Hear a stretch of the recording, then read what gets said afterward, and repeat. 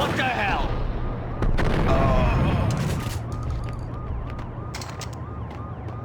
Hold it!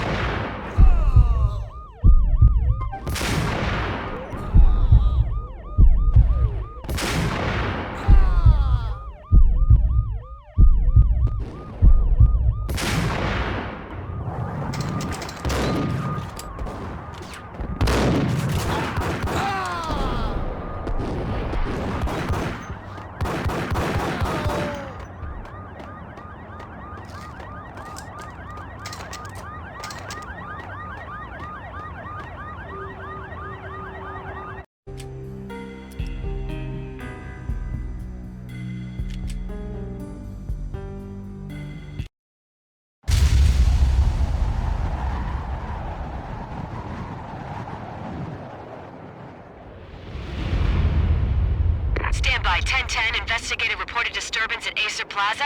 10-4 dispatcher, verify address. That's Acer Plaza, repeat, Acer Plaza.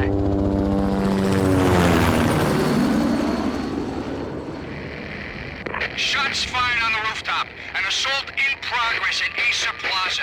Repeat, an assault in progress.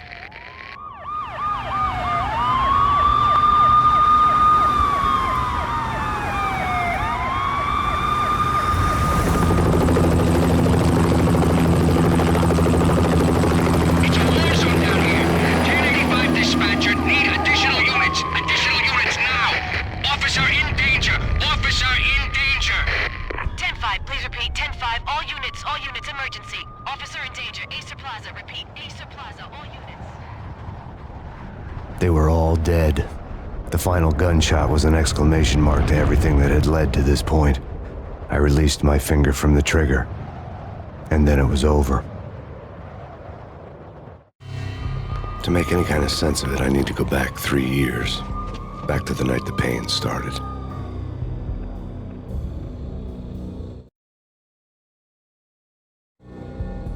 I was still in the force back then. NYPD, Manhattan, Midtown North Precinct, Hell's Kitchen. So when are you coming to work for me, Detective Payne? You'd make me work undercover in some hellhole. Sorry, Alex. Michelle and the baby come first.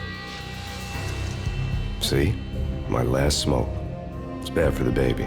That's you, Max. A regular Boy Scout. See, Alex. Still on for poker Thursday night, right? Like taking candy from a baby. Life was good. The sun setting on a sweet summer's day, the smell of freshly mowed lawns, the sounds of children playing, a house across the river on the Jersey side, a beautiful wife and a baby girl. The American dream come true. Honey, I'm home. But dreams have a nasty habit of going bad when you're not looking. The sun went down with practiced bravado. Twilight crawled across the sky, laden with foreboding.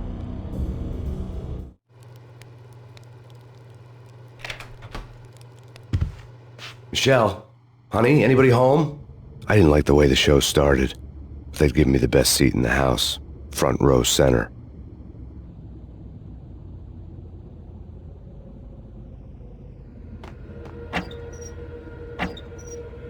What the hell?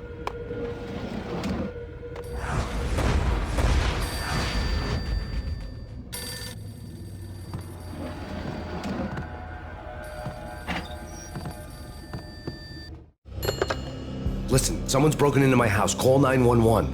Is this the Payne residence? Yes, someone's broken into my house. They're still here. You have to... Good. I'm afraid I cannot help you. Who is this? Hello?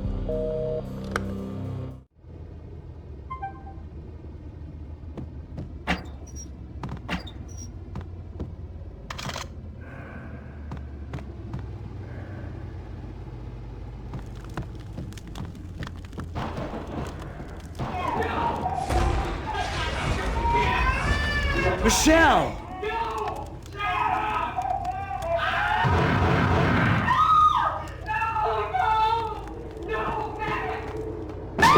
Michelle!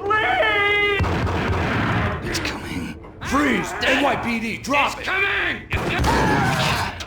I'm gonna... No, please, God, no.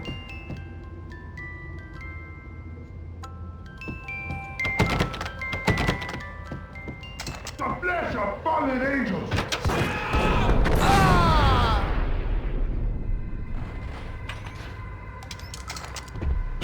No, God, no, please, Michelle. Oh, baby.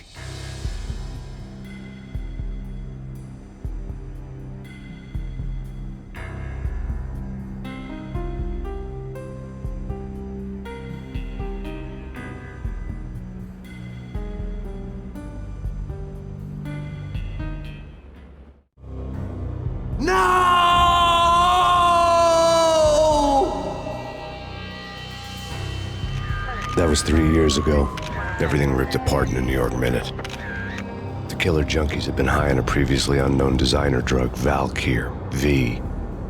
After the funeral, I told Alex I'd be transferring to the DEA. It took us 3 long years to get a break in the Valkyr case. Then, finally, 2 months ago, a dime dropper tipped us off that Jack Lupino, a mob boss in the Punchinello crime family, was trafficking. I went undercover, infiltrated the worst mafia family in New York. I came in from the cold and the dark. Outside the city was a cruel monster. I've been slowly working my way from the small time to the big fish, trying to get to the source of the drug. Alex and BB were my only contacts in the DEA, the only ones in this decrepit city who knew I was down here. BB here. Something urgent has come up with Jack Lupino. You need to meet with Alex immediately at the Roscoe Street station. I hadn't had a face-to-face with Alex since I'd gone undercover. Outside, the mercury was falling fast. It was colder than the devil's heart, raining ice pitchforks as if the heavens were ready to fall. Everyone was running for shelter like there was no tomorrow. It didn't get any better when I got to the subway. The feeling hit me like a point-blank shot straight in the face. Something was not right about this. My Beretta stirred nervously under my coat, but the train doors had already shut behind me, and I was in for the ride. Next stop, Roscoe Street Station, and Alex.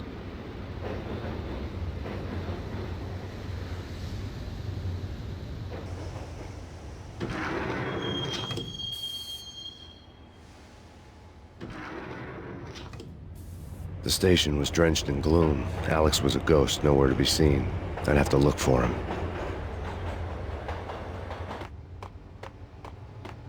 The gate was locked. Alex wouldn't have set up a meeting at a closed station. Something was off.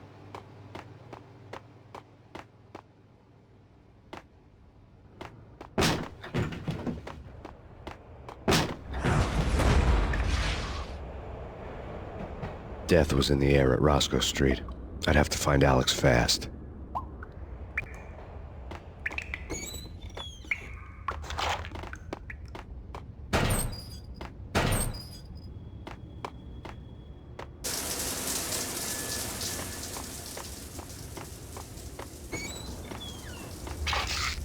The pills would ease the pain.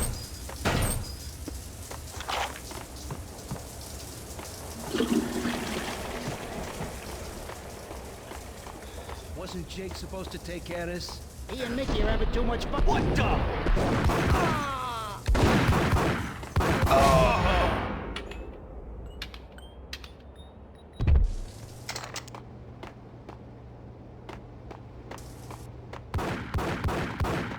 Yeah. What the?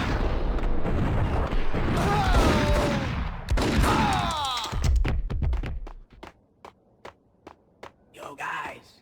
Yo, guys. What the?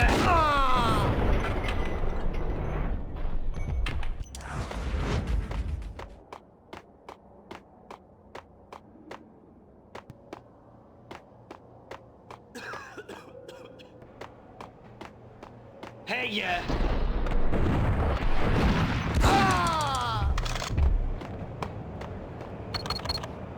The security panel let out a mocking cackle. I'd need the right code. Right? Right. Hey!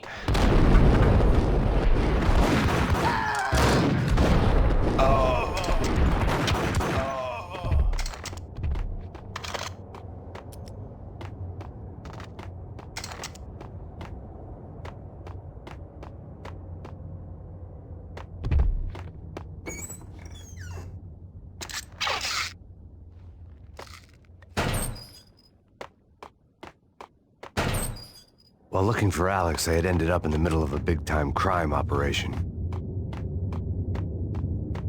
Hitting Roscoe Bank ain't exactly key. What the hell?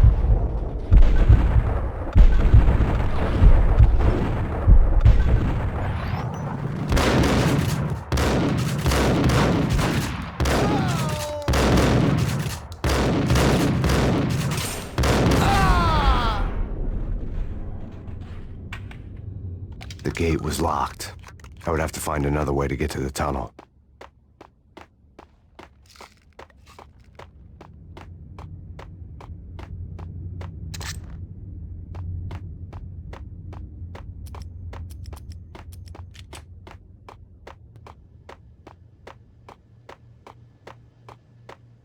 Kiss it goodbye, Count. Hey, who the hell?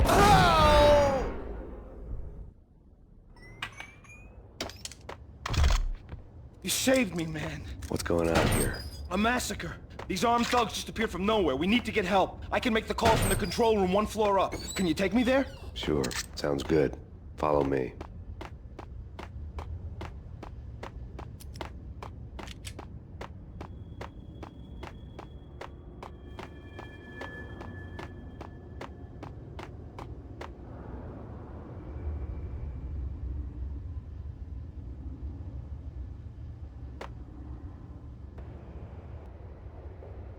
Home free. This way. Hey, yeah.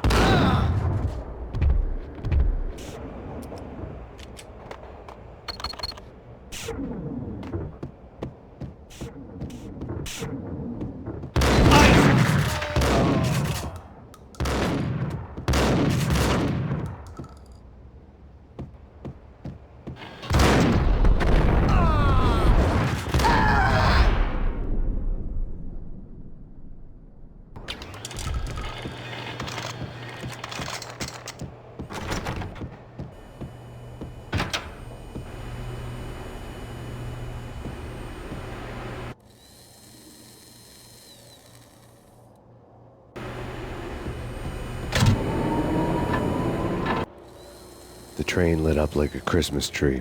The power was back on.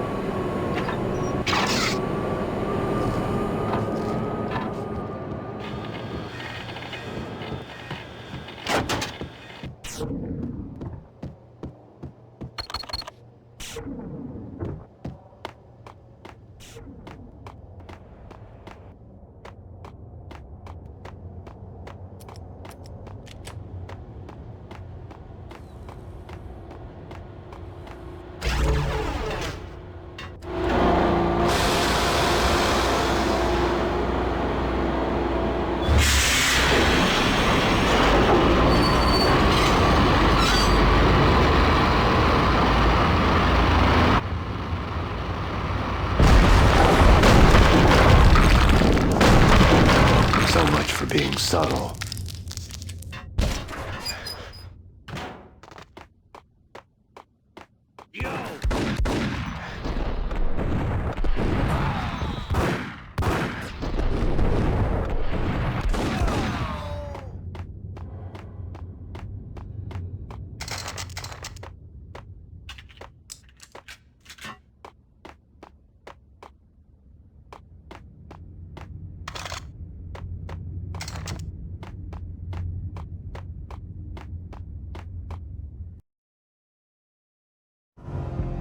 The rusty door led to an abandoned part of the station, closed off since the early 40s. Something big was going down in Roscoe Street. Maybe that's why Alex had wanted to meet me here. Maybe not. One way or the other, I was gonna find out.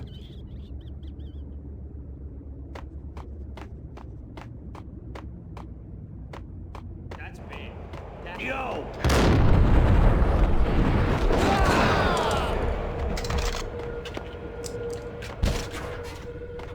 Dang!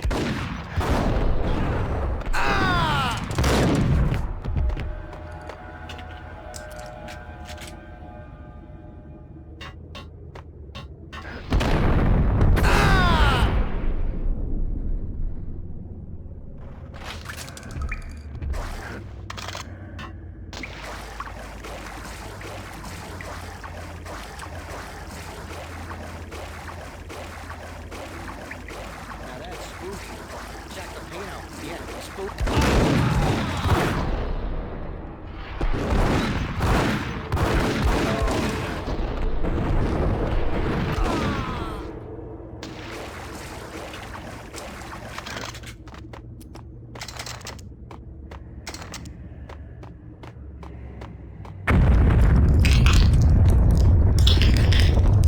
What the hell was that? Hold on here. Give me the detonator. What are you talking about? The ISA!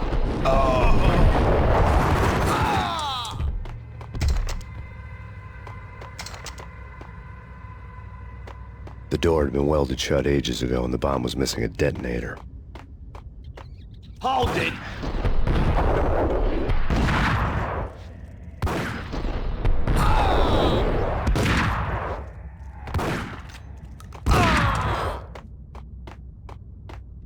Okay, fellas.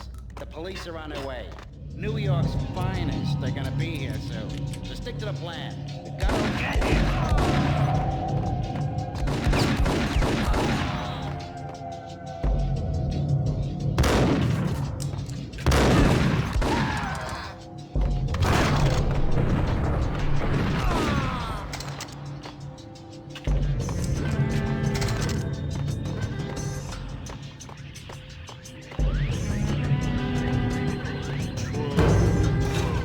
Hey!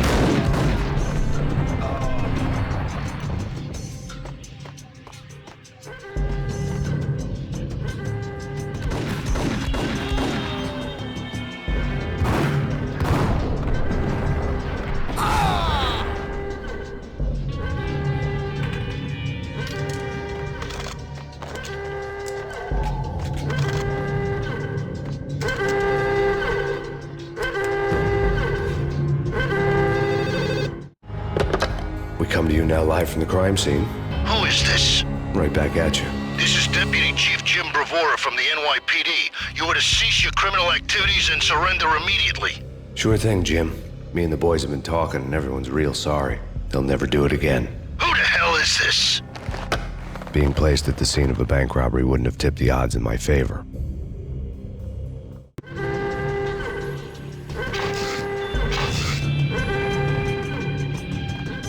The bank robber's score lay on the table. The bank robbers have been after Acer Corporation bonds. The Acer success story had recently been on every channel and on the cover of every magazine.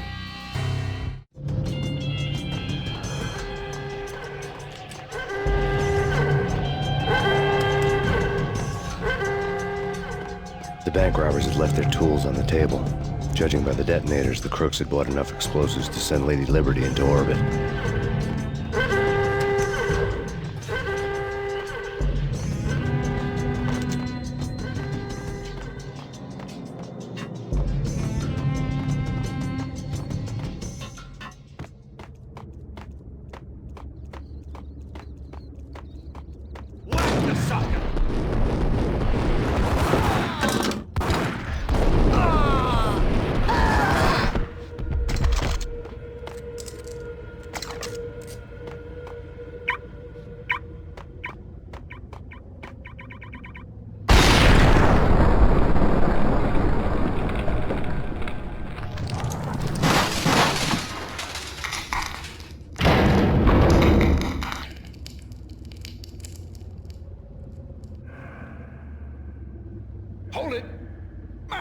Jesus, you almost gave me a heart attack. I nearly shot you.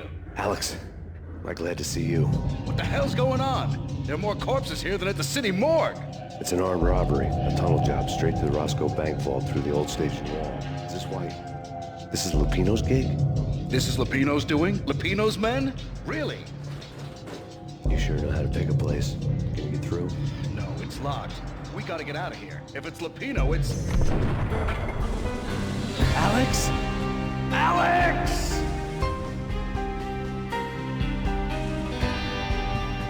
There was nothing I could do. He was dead. I could tell by the empty, accusing stare of his eyes.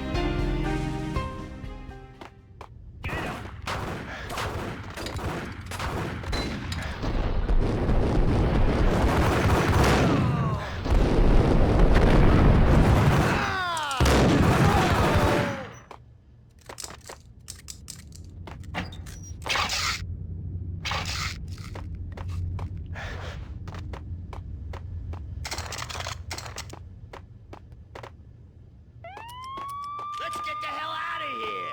We'll be fine.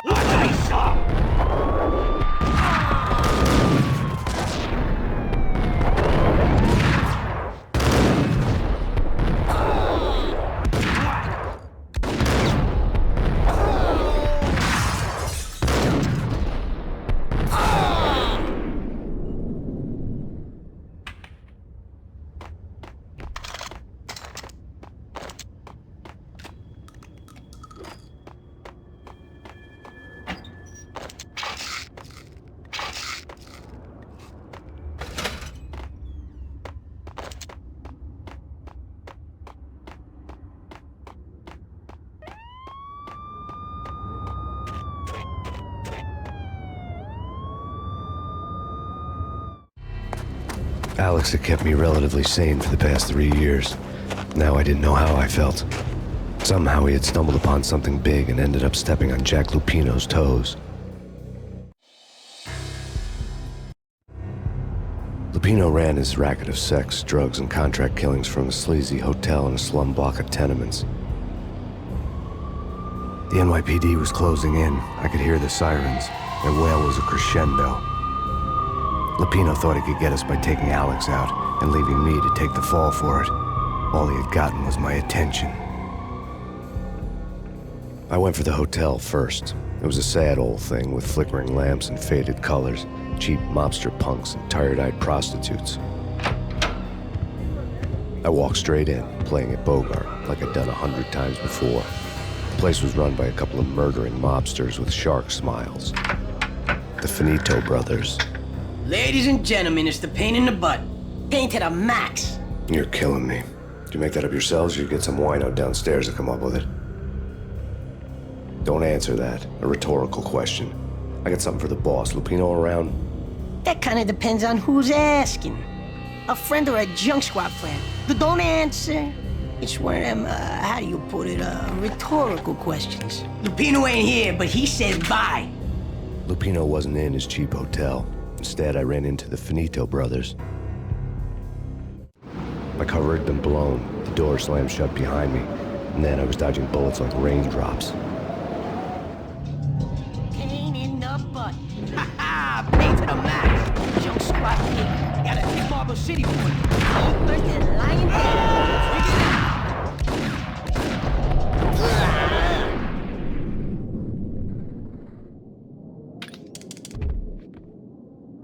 A letter on the desk caught my eye. Bosses! I had met Lupino only once. The gangster ran all his rackets through his right-hand man, Vinny Gagniti. Gagniti was a high-strung whiner on the verge of breaking apart, like an overamped Energizer bunny.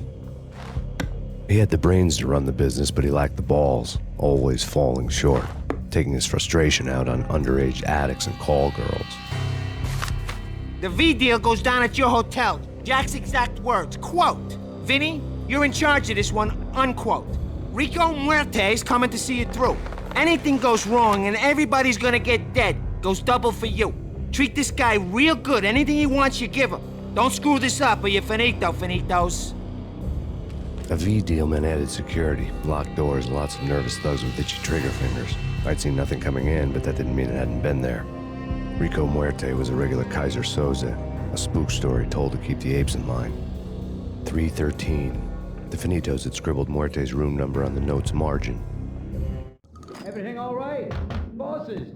Joey, Virgilio, you all right in there? They're not answering. Call the others. Tell them to come quick. Okay, but we can't wait for them. We gotta go in now. Bosses, we're coming in. It's Payne!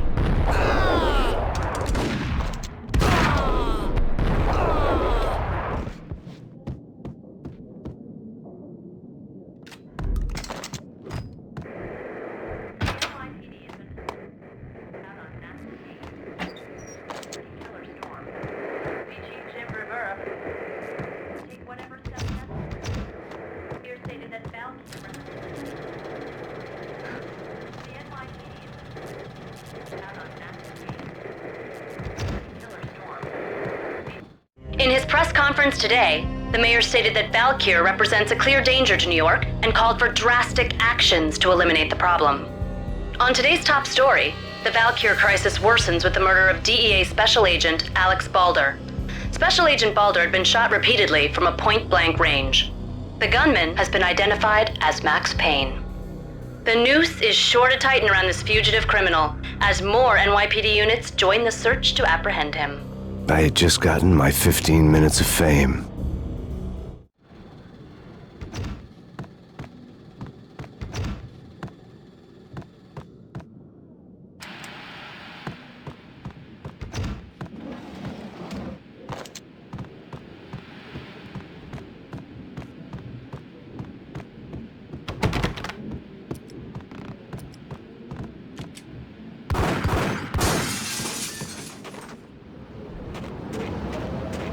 Something's wrong with the bosses. Payne's there and they're not answering.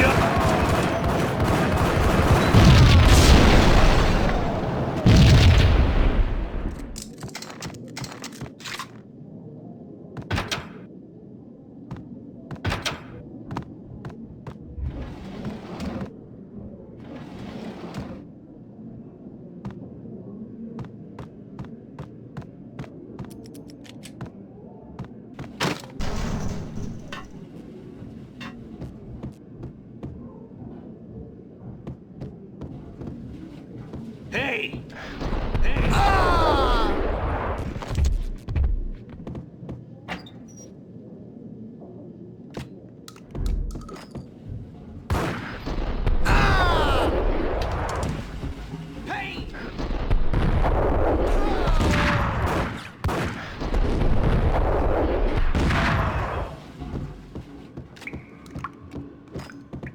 Previously on Lords and Ladies.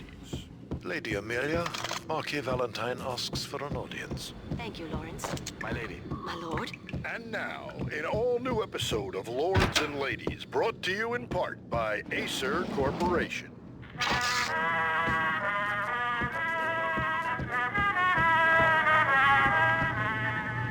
My lady. My lord. My lady, there is a matter of great importance I must bring to your attention. My lord, there is?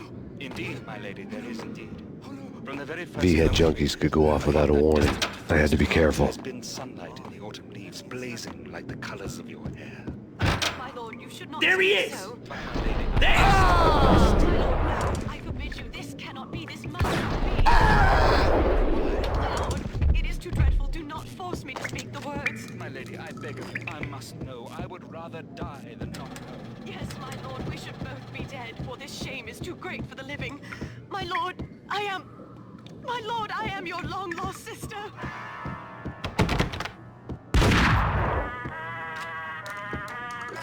Piece of crap! Ooh, ice!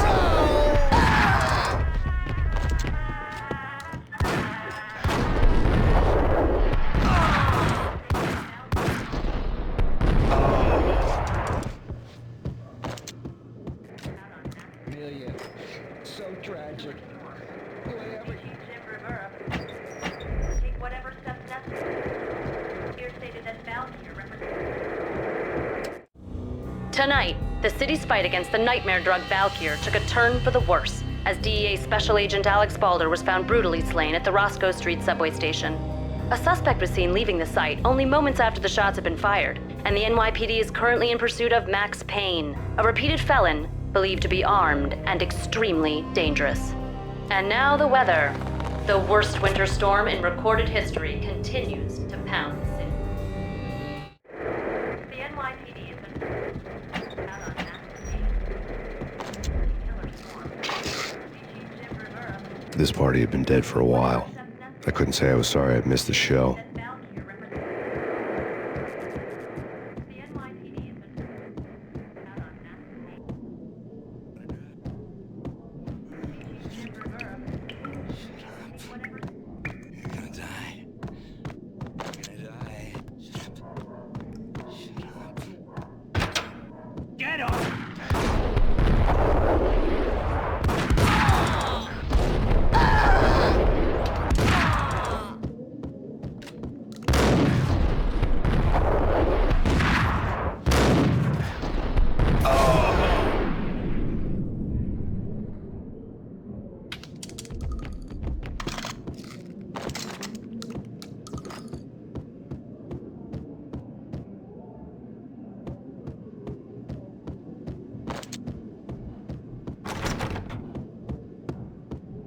I'd found Muerte's room.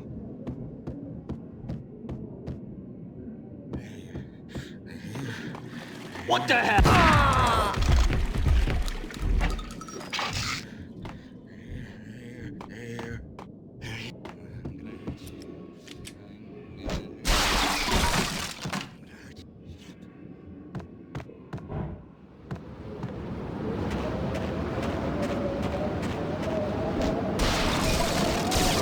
I didn't want to know what had happened here. It was not a pretty sight.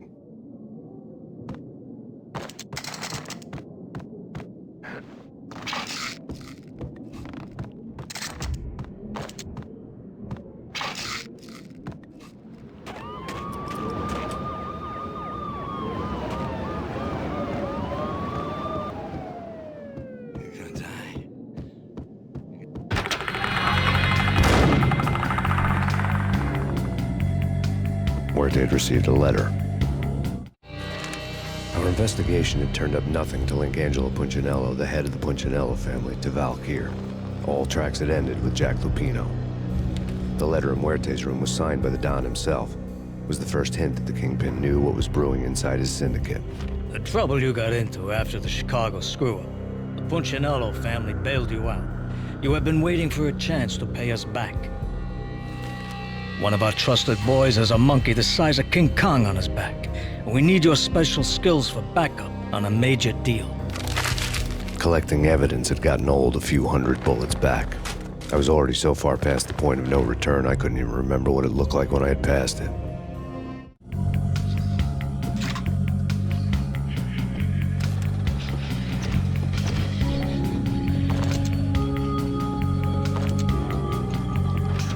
Gun him down!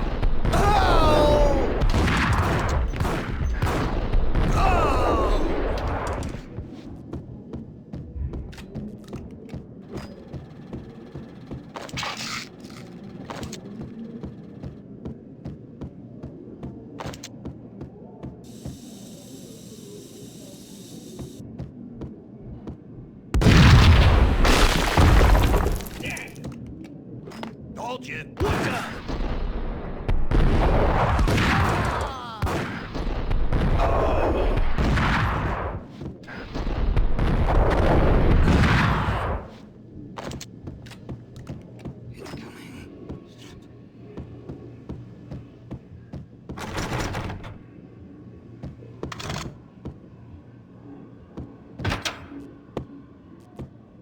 The hooker had left her diary on the table. The diary belonged to a hooker named Candy Dawn. The read would have made a vice cop blush. Had talks with the mystery hag over the phone again. Sent her the latest One-Eyed Alfred tape. As long as the hag keeps paying for the tapes, the old man could come every day for all I care. She had a nice sideline, making secret X-rated flicks of her clients and selling them to the highest bidder. They would get her killed if her V-Fix for the day didn't do it first.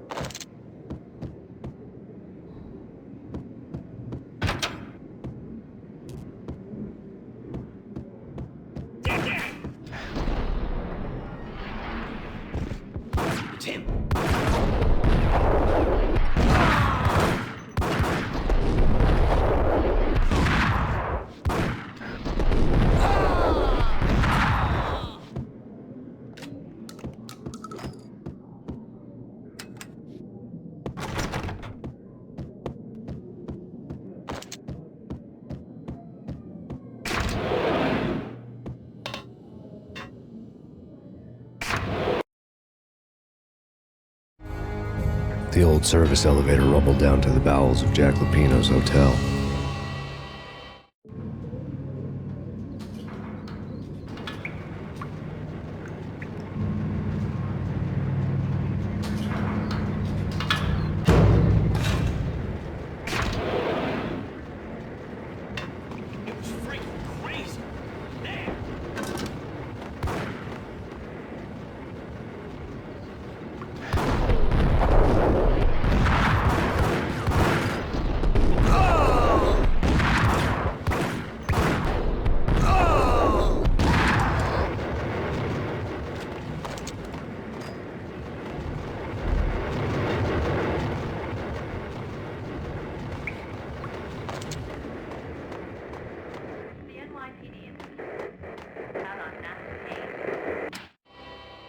A winter storm warning is in effect in the whole tri-state area, as both freezing rain and heavy snowfall continue. Many roadways are already closed, and people are advised to stay indoors. The severe blizzard has ravaged New York for 3 days now, with no end in sight. We'd been snowed from the start in the Valkyr case. The forecast said there was plenty more where that had come from. But the snowbound city was on my side. Less chance of innocent bystanders getting caught in the crossfire.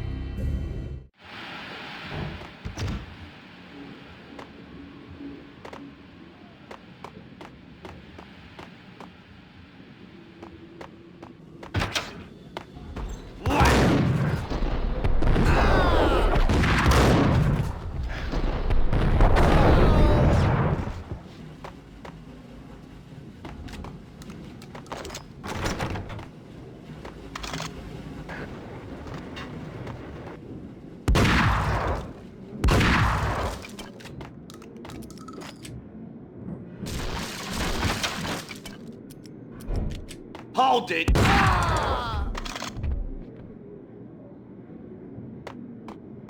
Exhibit number 1, a newspaper. A dead man tied to a chair lay on the boiler room floor. Captain Baseball Bat Boy has an unbeatable track record in superhero death matches. But a 6-pack of root beer gets me every time. The murder weapon was a baseball bat, now lying in a pool of drying blood next to a newspaper folded open on a Captain Baseball Bat Boy comic strip.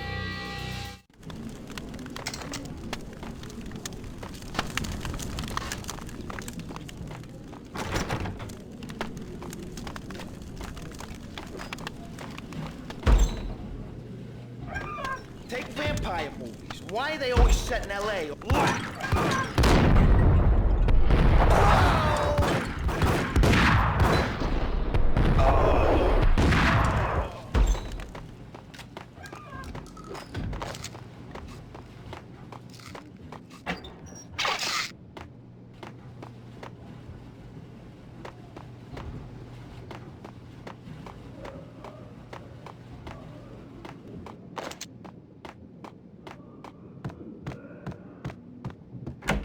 Chill with the guns. Trust me, you don't want to piss Muerte off. Gentlemen, let's do business. Green for green. Cheers, at green.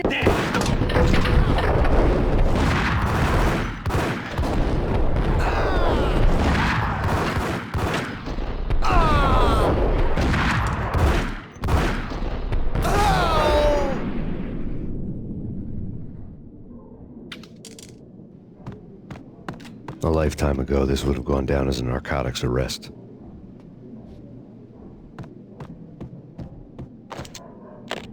The transparent cylinders glowed green, full of Valkyr. It was dirty money.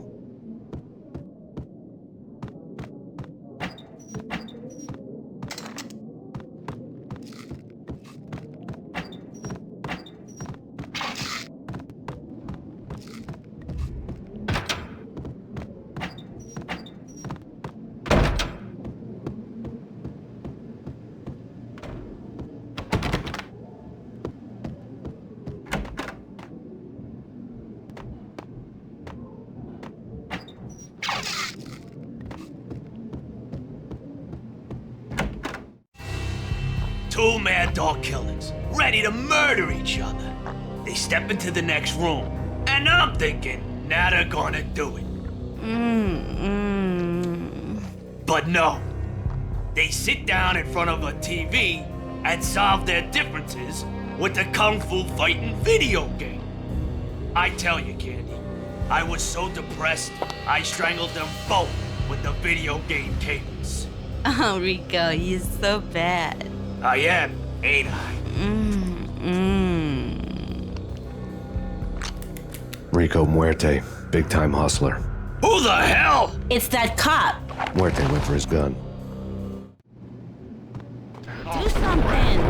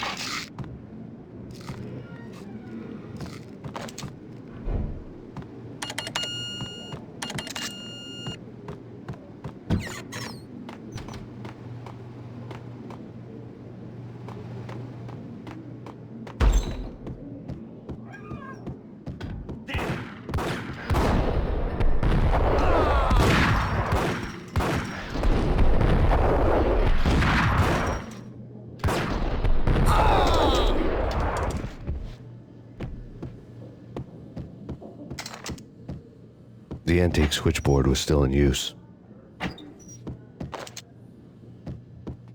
There was an old telephone switchboard in the back room of the reception area, the kind that made phone tapping child's play. It wasn't hard to picture a fat pimp sweating with headphones on, listening to his hookers talk dirty and fake orgasms over a web of party lines, the blood veins of New York. Right now, there was a different set of moans and groans going on. Boss, Cornelia, it's Max Payne. He came, started capping us. He killed him. Are you freaking kidding me? He's just one lousy cop. You better be freaking kidding me. Whack him. What's the freaking problem? Hello? Answer me. Hello? The word was out. A deadly virus released into the city's corrupt circulatory system. Something wicked this way comes. Max Payne at large.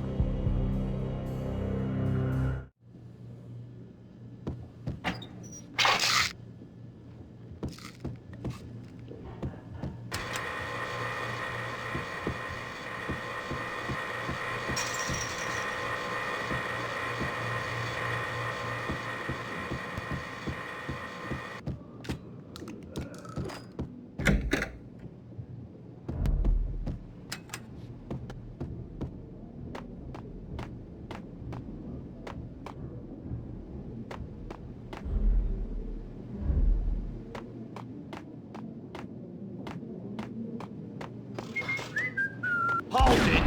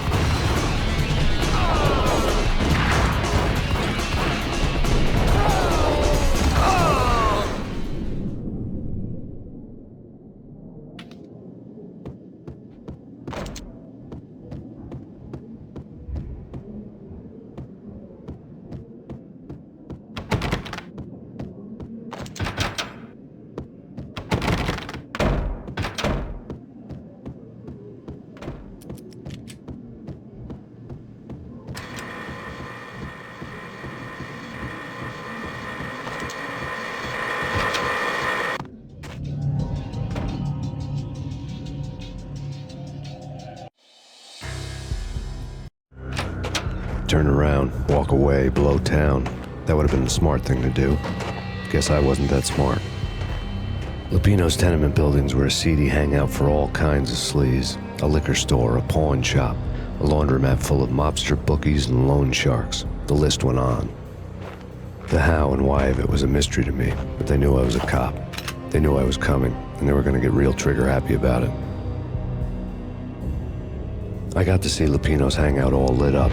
A bomb went off, turning snow into liquid gold. A pillar of fire lifted the remains of a car straight up into the air. The flames were highlighted on the hood of a black Mercedes-Benz as it coasted down the street real slow, as if the driver didn't have a worry in the world. I got a good look at the man riding shotgun. It was Vladimir, the head of the local Russian mob, the fly in Don Punchinello's suit. The ringing in my ears was the sound of a mob war being waged.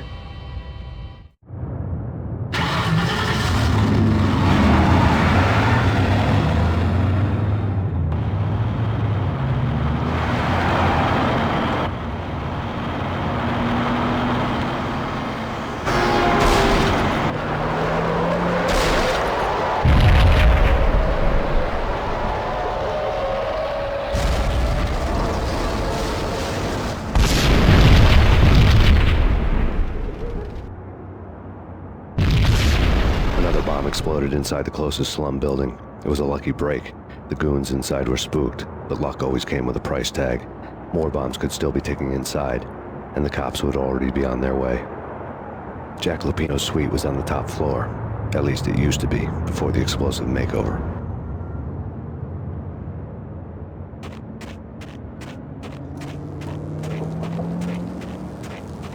I don't know, man. I don't know about that. Hold it!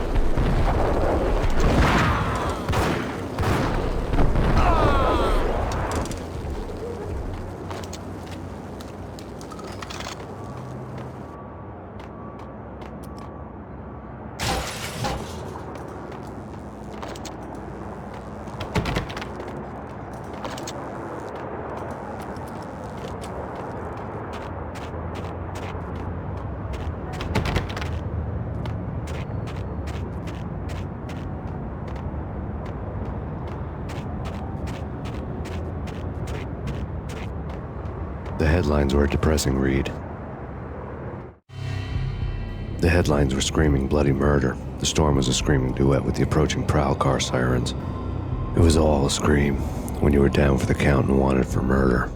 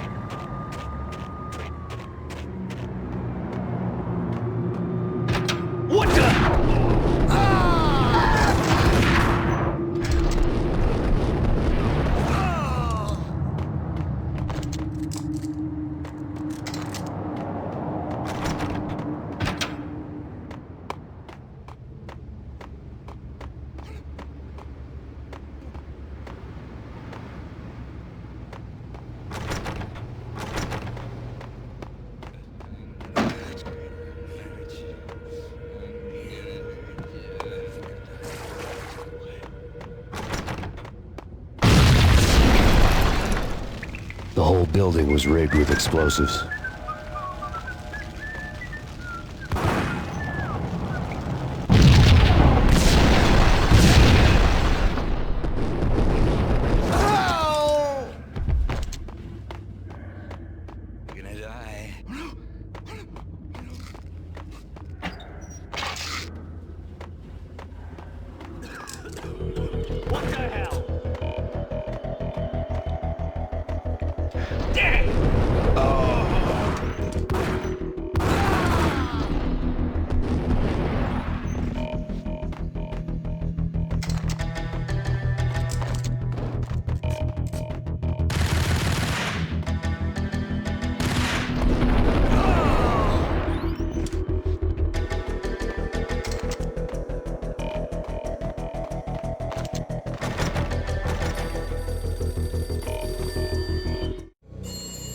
A beaten-up phone in the entrance hall was ringing.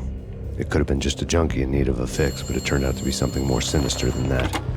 Am I speaking to Mr. Payne? Who wants to know? My name is Alfred Wooden. You must hurry. The police are on their way. Tell me something I don't know. They know you're there. How? And what's it to you? I will contact you again.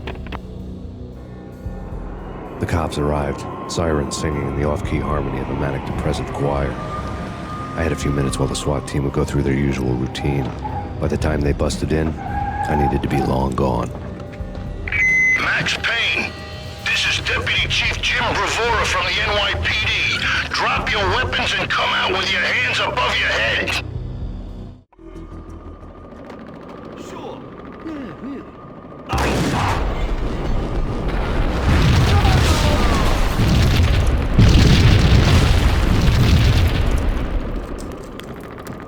Without a key, I'd never get past this door.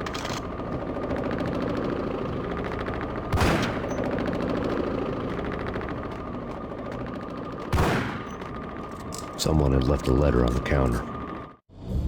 Suddenly it all made sense. The bombs, the Russian mob boss making an appearance in person. Gagniti was his usual self, all talk and no walk. After our hit, the Russian has only a couple of guns left, and they can be bought. There's no freaking way he has the guts to try anything after that. As it turned out, the Russian had plenty of guts. One thing you could count on, you push a man too far, and sooner or later he'd start pushing back. A gun! Drop it! There was a key on the shelf. Warning. Surrender or we'll be forced to take action. Don't let us come and get you.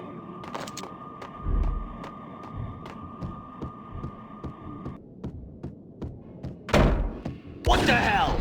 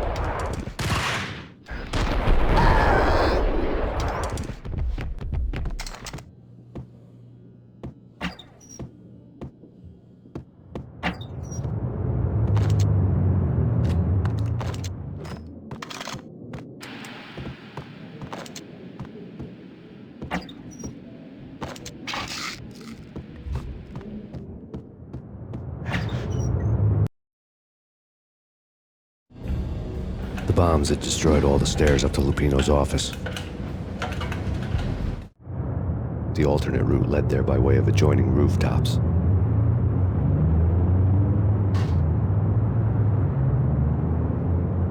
It's never been this cold. Never ever. It's like the sky's falling. Yes, sir. It's the end of the world as we know it. And I don't feel fine. I don't feel anything. Not a thing. I'm freezing my butt off.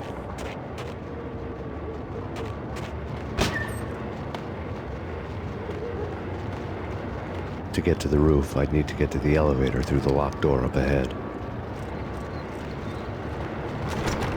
Pizza delivery. Never seen you before. Buzz off, Joker.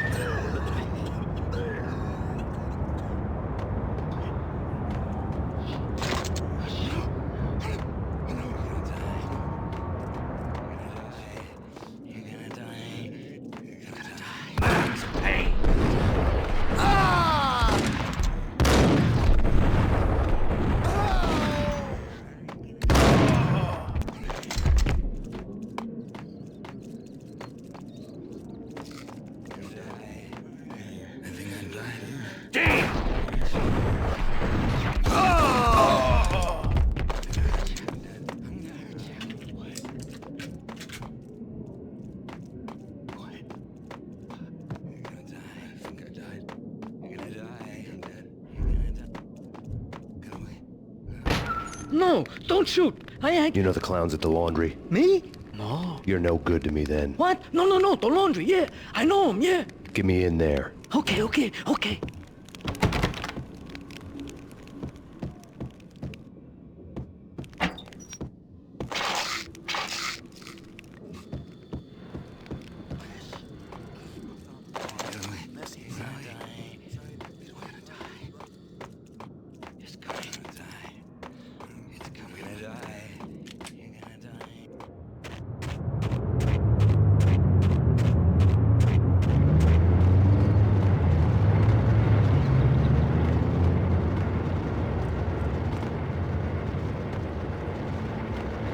It's me. Open up. Let me in, quick. Not so fast. The password. John Woo. Come on. Okay, John Woo. All right. Come right in. It's a trap! There he is.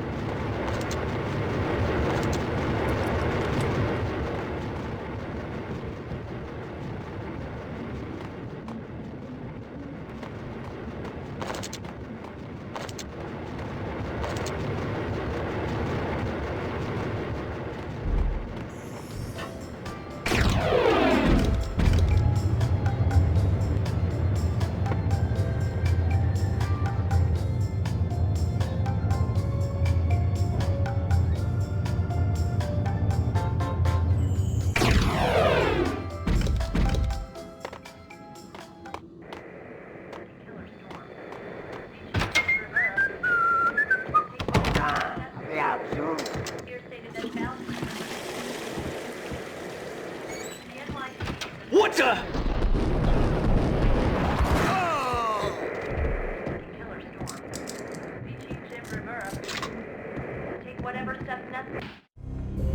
New York City is in crisis tonight, with reports of Valkyr-related gang war in the streets of the Bronx. Apparently, Max Payne, wanted for questioning in connection with the slaying of a DEA special agent earlier tonight, is waging a one-man war against his former partners in crime. Among the listed casualties so far are notorious mafia members Joey and Virgilio Finito, as well as Rico Muerte, himself a fugitive from the law, and a suspect for several murders in the Chicago area. The NYPD has been placed on full alert. A citywide APB has been put out on Max Payne. Deputy Chief Jim Bravura has promised to take whatever steps necessary to bring him to justice. What those steps may be remains to be seen. For NYCNN TV News, this is Kira Silver.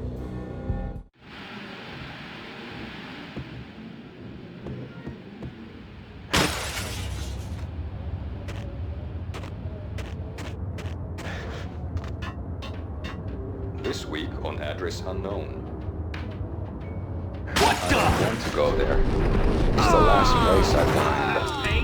But that's where I always end up. It's not me talking to the pink flamingo, but someone who looks the part down to the finest detail.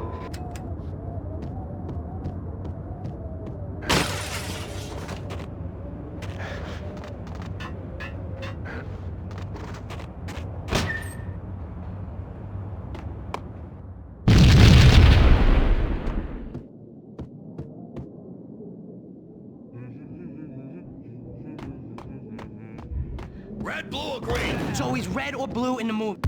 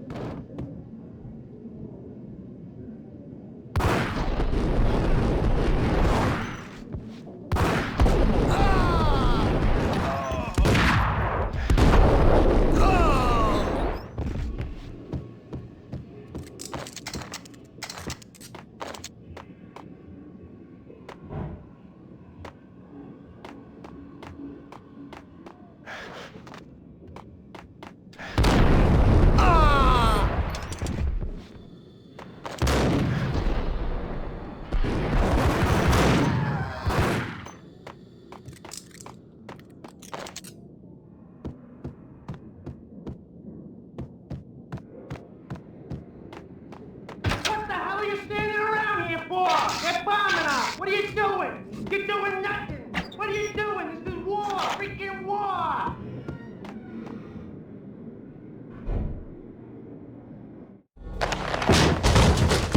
Vinny Gognitti, just the man I've been killing to see. Payne? Freaking fed! I knew from day one there was something screwy about you. What do you think you're doing? You're a freaking cop. You ain't got squad on us.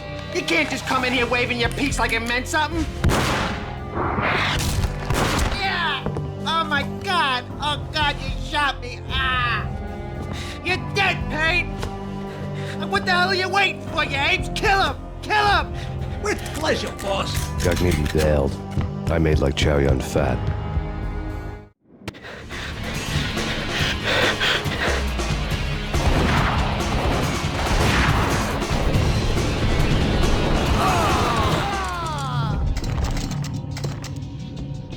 A crumpled letter lay on Gognitti's desk. The letter was addressed to Don Punchinello, but Vinny had never had the nerve to finish it. Jack's gone voodoo. Just the other night, he shot Dino because he wanted to see what his brains looked like splattered on the wall. He's a freaking mad dog. We're running out of men and business fast. Gognitti had been living in mortal fear of his boss. Jack Lupino was a psycho.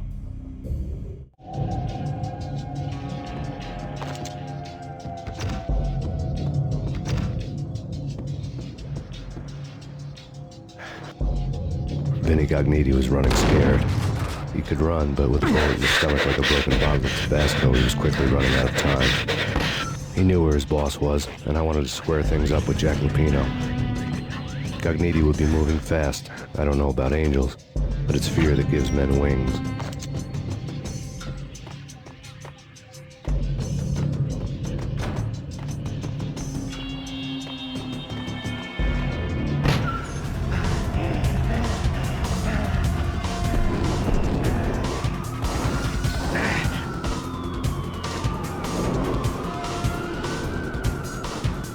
Gognitti hitched a ride.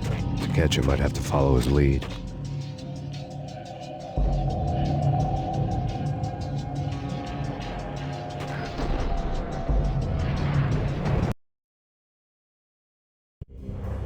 This was my second train ride of the night. The way it started didn't promise anything better than the last one. Freezing wind tearing at my face like sandpaper and razors, ice hard and slick under my hands and feet. And somewhere in the background, the wail of sirens, the city howling after me. New York sped by and fast forward. Dark rooftop water towers and a dead forest of antennas and chimneys, all a blur. When the train he was riding slowed down, Gognitti made his move.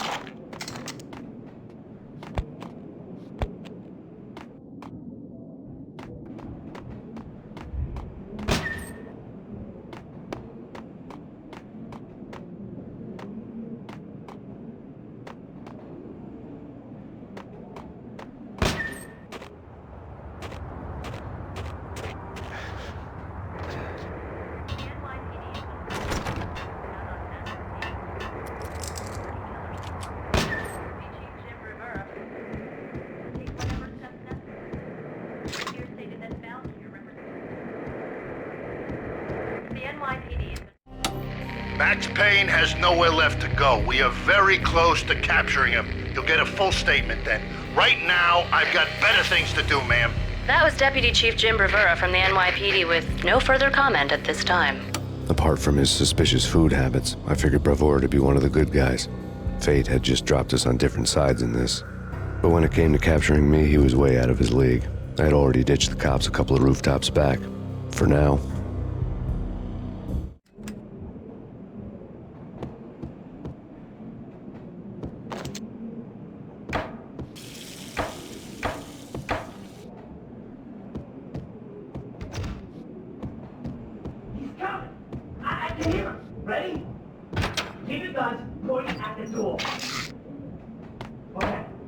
This is it. Any moment now, Payne's gonna bust through that door with murder in his eye. It's either him or us. I, for one, am gonna pump the... Whack!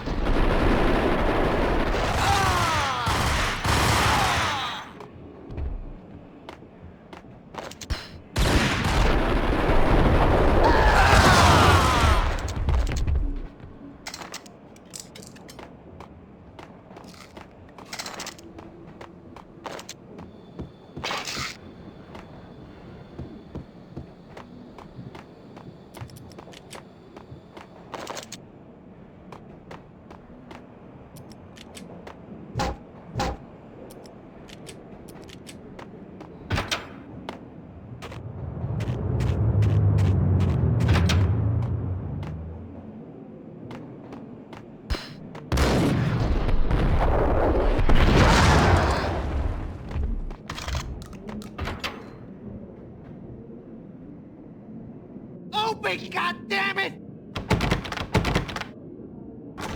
Payne!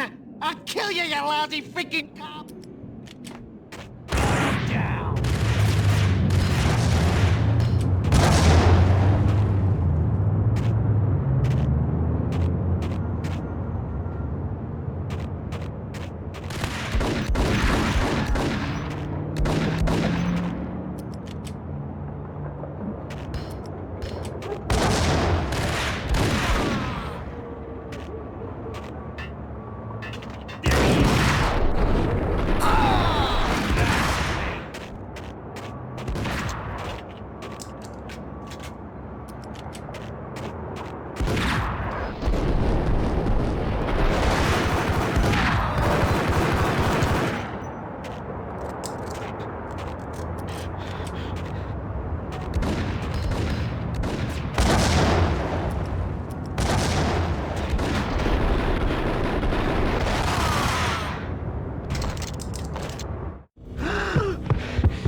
Cogniti ran out of steam in a dead-end alley with steam boiling out of the sewer grates like all the fires of hell were burning high beneath us.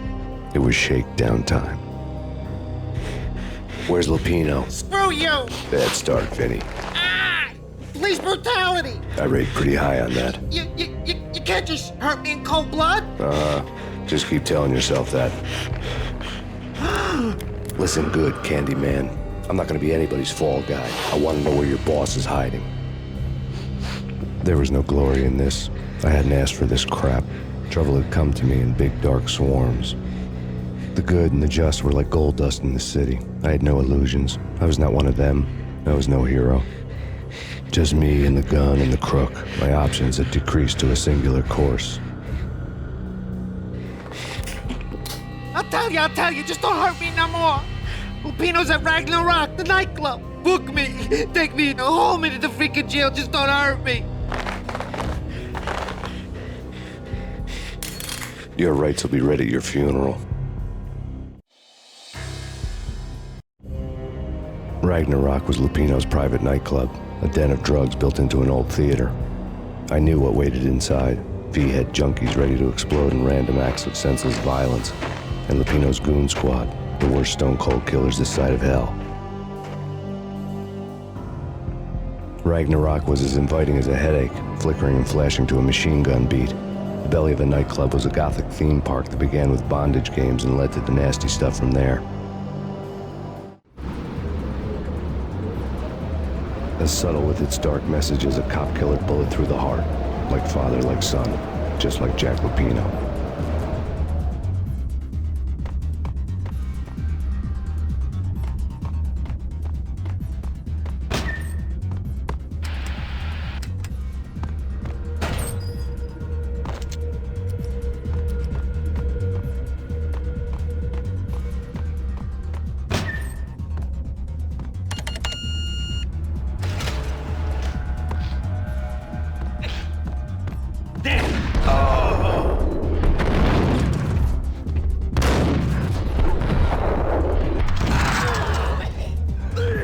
book had never been a bestseller. Given the setting, I was surprised to find that somebody had been passing time reading. The paperback was entitled The Age of Murder and Storm. The blurb on the back mentioned Norse mythos and Ragnarok, the end of a Viking world with a terrible winter that covered the earth in ice, when vile crimes were rampant and all humanity lost. I could see how somebody impressionable might get it into their head that we were at the end of time. I was also beginning to see what the nightclub and its owner were all about.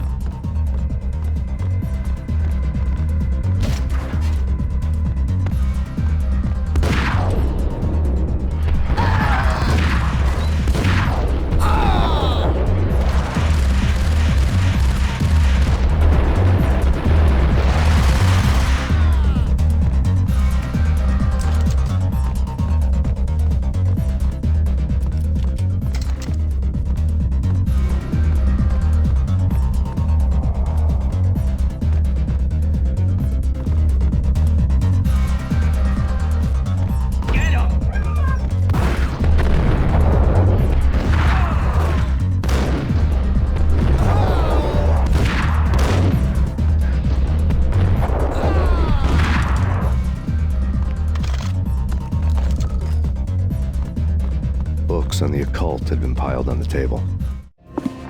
The room was stacked with light reading, such as Necronomicon, Witchcraft, and Paradise Lost. Old exotic titles like Malleus Maleficarum and De Umbrarum Reini Novum Portis. Books with pentagrams on their covers, all dealing with the occult and the infernal, lying between stacks of horror videos and a couple of Ouija boards. The only thing I could take seriously was the thought of Lupino taking it seriously. He had been spending a lot of time getting intimate with the guy downstairs.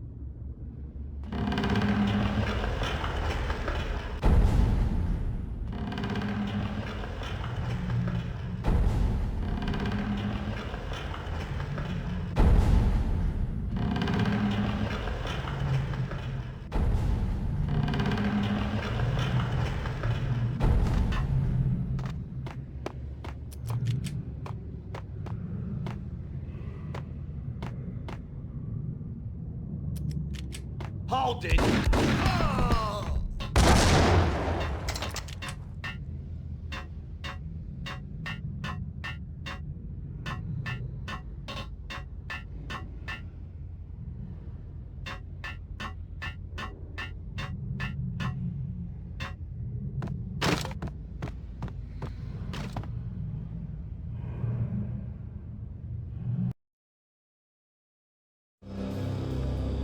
The backstage area led to Lupino's inner sanctum.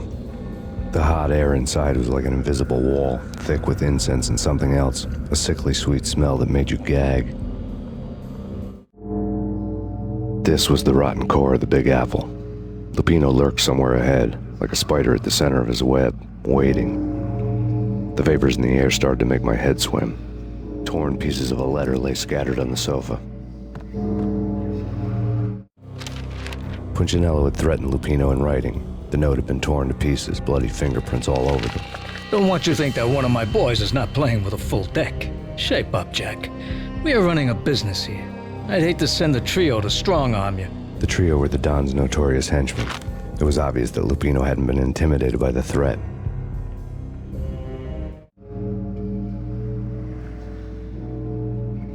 Lupino's notes covered the table. Jack Lupino was crazy, all right.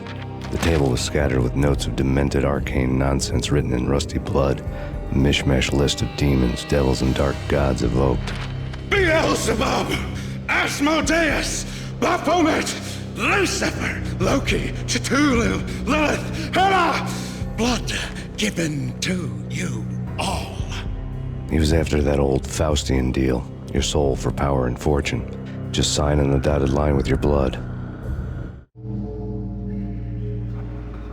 Lupino's notebook lay on the pedestal. Jack Lupino was crazy, all right. Mythic wolves, let loose to devour the sun and the moon. Lupino is the wolf. I'm Mr. Beast, the big bad Fenris wolf. I'm the end of the world man, wearing the flesh of fallen angels. After Y2K, the end of the world had become a cliche. But who was I to talk? A brooding underdog avenger alone against an empire of evil, out to right a grave injustice. Everything was subjective. There were only personal apocalypses. Nothing is a cliche when it's happening to you.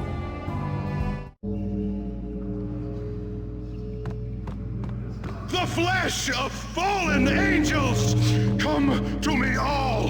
Astaroth, Beelzebub, Asmodeus, Baphomet, Lucifer, Loki, Satan, Cthulhu, Lilith, Hela! Blood to you all! Secrets living under the skin of reality. I've seen it. The corruption of flesh.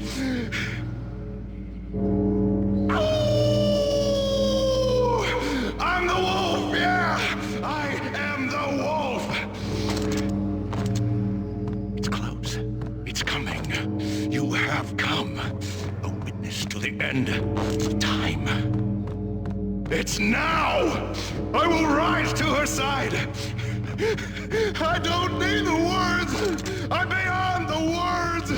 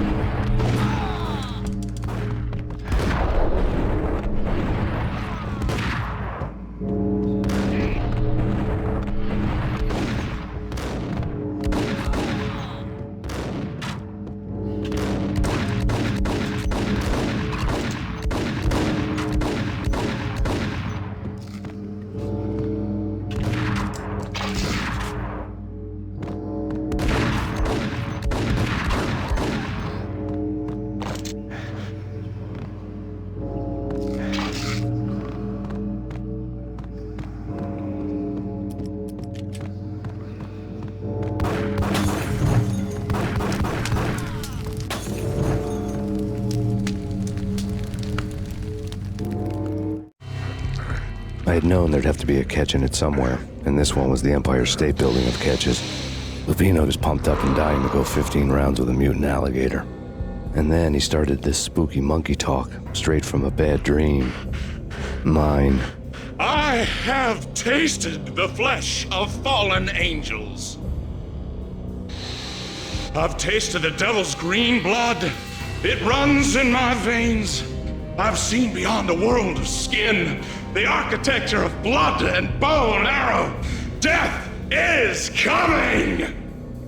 She is coming, and hell follows with her. This is the twilight winter. I am ready to be her son. Her time is now, and all who stand in her way must die!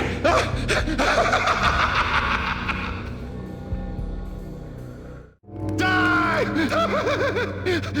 You'll die! You'll die! Now!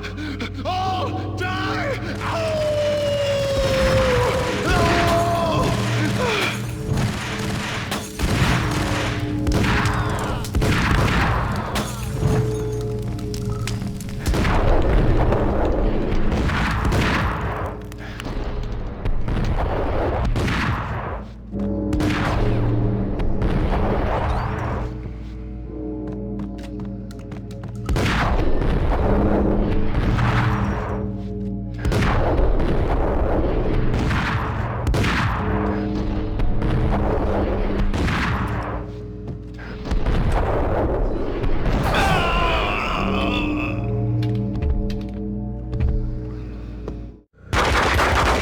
Finally went down. I wanted to make real sure he'd stay that way. V was a bad monster. Turned them into friggin' zombie demons from outer space. I think he's dead already. Huh? And that's when it happened. But dead or not, you've got the wrong guy. In stepped this knockout femme fatale holding a gun to my face. I returned the favor. Lisa Punchinello. Lisa Punchinello was the Don's wife. Mona Sachs. Lisa's evil twin. Your safety's off, evil twin. You might hurt someone with that gun of yours. Lisa's the damsel in distress. I'm the professional. I'd blow you away without batting an eye. Sure, and you can check out my credentials splattered all over this joint. Jack couldn't have framed you. Not the state he was in. We're after the same slime bag. Angelo Punchinello's the one who murdered your friend and framed you with it. You know this for a fact. I've got my sources. I don't have a clue these days. I just shoot them as they come. Who put a contract on the Archfiend? This one's mine. I hate the guts of that sadistic wife-beater. Why not pool our bullets for this one? I thought you'd never ask. My finger was starting to twitch. How do you like your whiskey? I'm easy, as long as you don't try to slip me a Mickey. You're a real angel, Max. It was good stuff. Tasted sweet as honey going down. Nothing personal. Can't risk you going berserk and getting Lisa killed.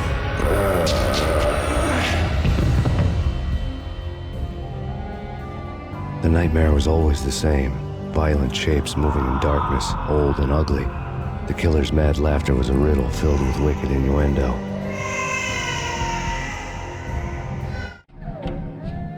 Somewhere, the baby was crying.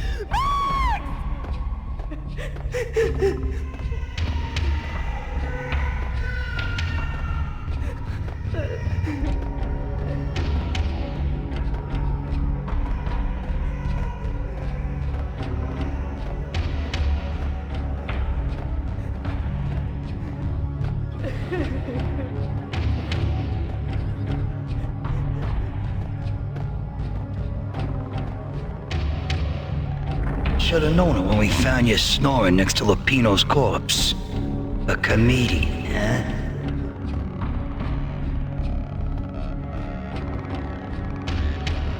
Michelle looked at me from the photo. The Payne family, happiness captured in a Polaroid moment. I had thought it would last forever, till death do us part. I didn't want to think about it. As long as I didn't, it could never happen. But I had broken my own rule. The thought had already slipped in. Fear was rusty needles poking at my brain. Cold and scaly, it slithered down my chest.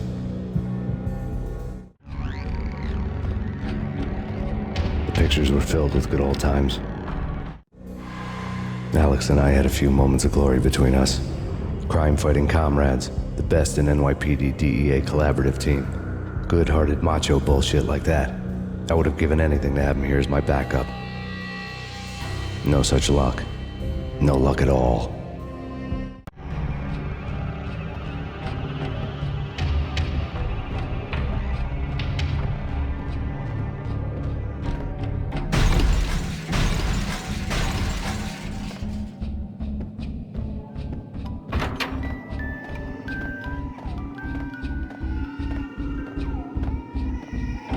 I really love to watch cartoons. Captain Baseball Bat Boy's my favorite.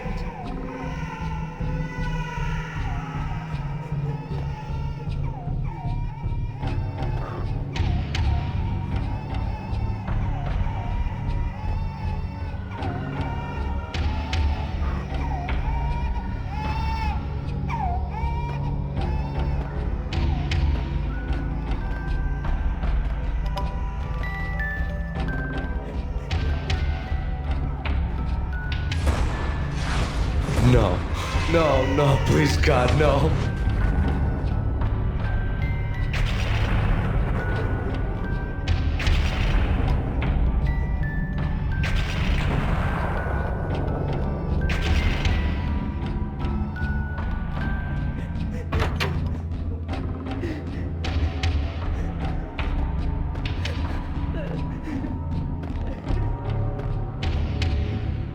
Slice them, dice them, shoot them full of holes, blow them to bits, vaporize them, disintegrate them.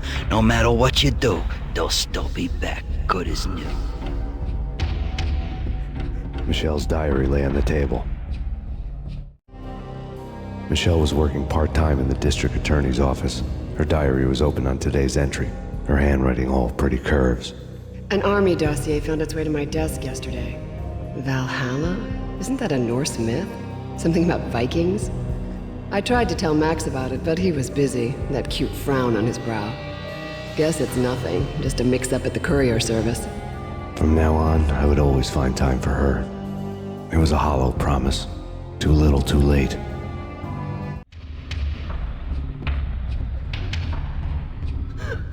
Max, no, please, Max! Why? I didn't mean to. I'm sorry.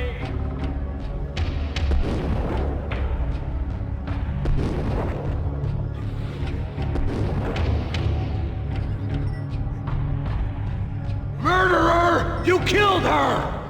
Nothing like that ever happens in the real world.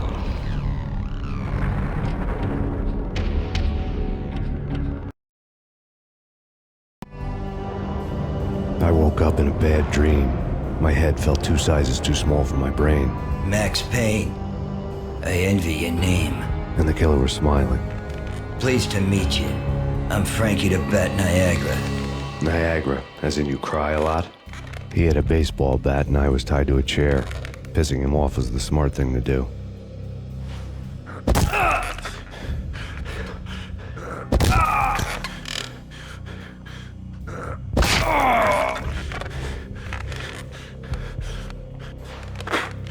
Nothing wrong with a little laugh now and then. Take me, for example. I love to watch cartoons. Cartoon violence is a fascinating thing. Let's take a break. I need to take a leak and maybe grab a cold one at the bar. Don't worry. I'll be back to finish this off. And then, it's checkout time. You play, you pay, you bastard. He swaggered out, and the door clanged shut behind him, locks clicking into place. Everyone makes mistakes. Mine hadn't been to crack jokes about the goon with the bat. He'd have cracked my skull regardless. It hadn't even been to trust a girl with a gun. had blindly gone after the first bad guy on my hit list when I should have been aiming further up the ladder, at the head of the Punchinello family. I couldn't bring myself to be pissed at Mona. Guess I had a soft spot for her pretty face.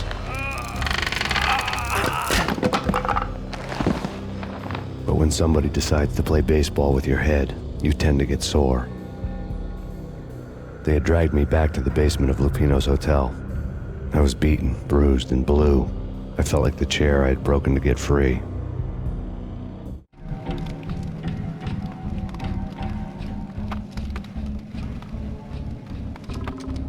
All I had was Niagara's bat, sticky with my own blood.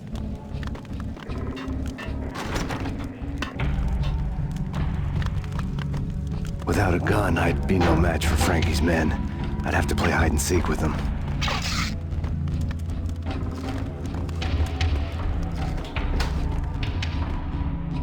It's Frankie's turn. We'll take care of it. Yeah, I know. Just I wouldn't mind having a go. Hold it!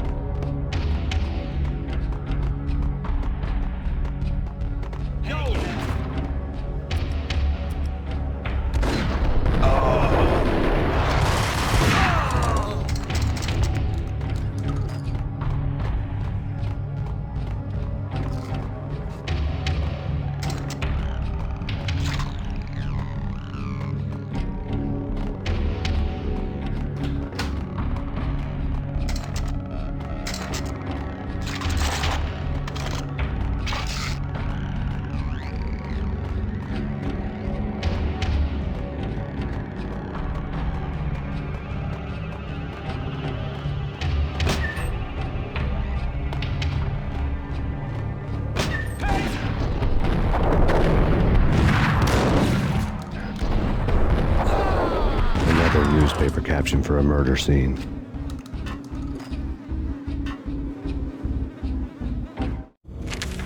Frankie had left his calling card, a Captain Baseball bat boy strip, next to a sewer passage filled with bodies. You'd better not mess with Captain Baseball Bat Boy. Even my arch enemy, Bicycle Helmet Girl, swoons at the sight of me. Aha! There were enough corpses to put a mass murderer to shame.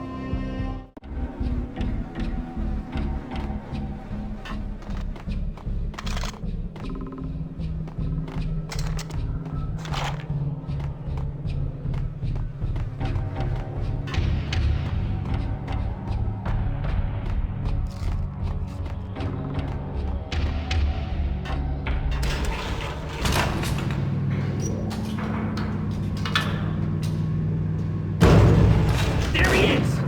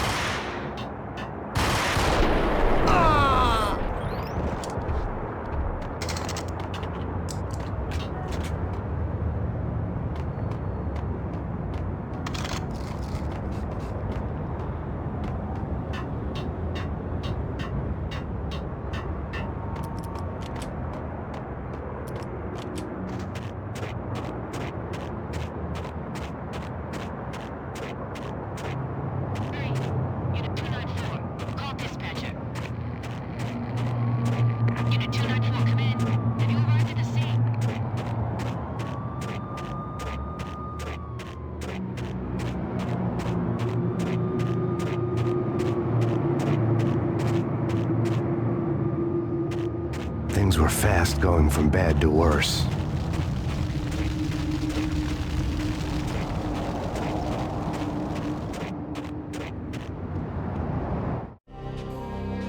The men in blue had come and gone. They had decorated the place with chalk outlines and tied it together with yellow tape. The cops who had stayed behind were dead. Frankie, his boys, and I had the place all for ourselves.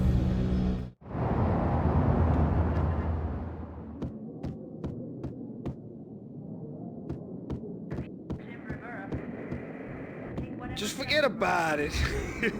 Just forget about it. Hey, just forget about it. That crazy witch, you should have heard her. She was a real scream when the boys caught her trying to cap the Don. Oh, that's friggin' bad.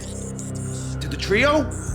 That's even worse than what Frankie's doing to that poor bastard downstairs. She's gonna take a long time to die. The mobster muscle on the phone was talking about Mona. Punchinello's trio were nothing but bad news.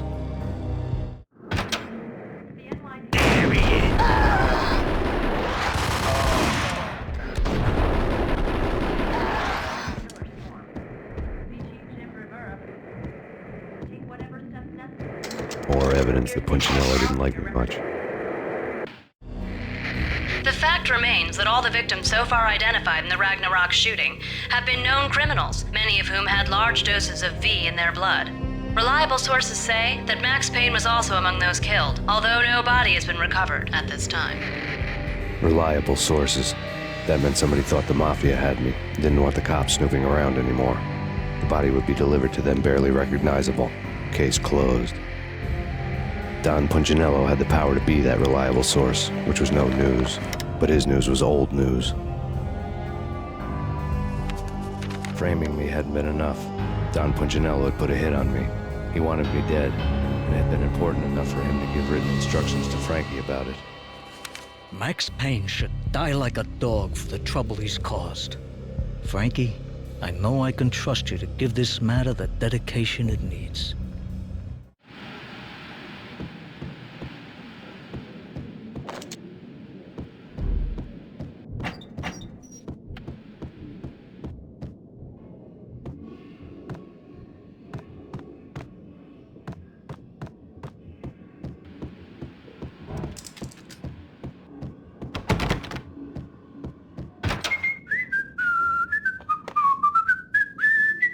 What the hell?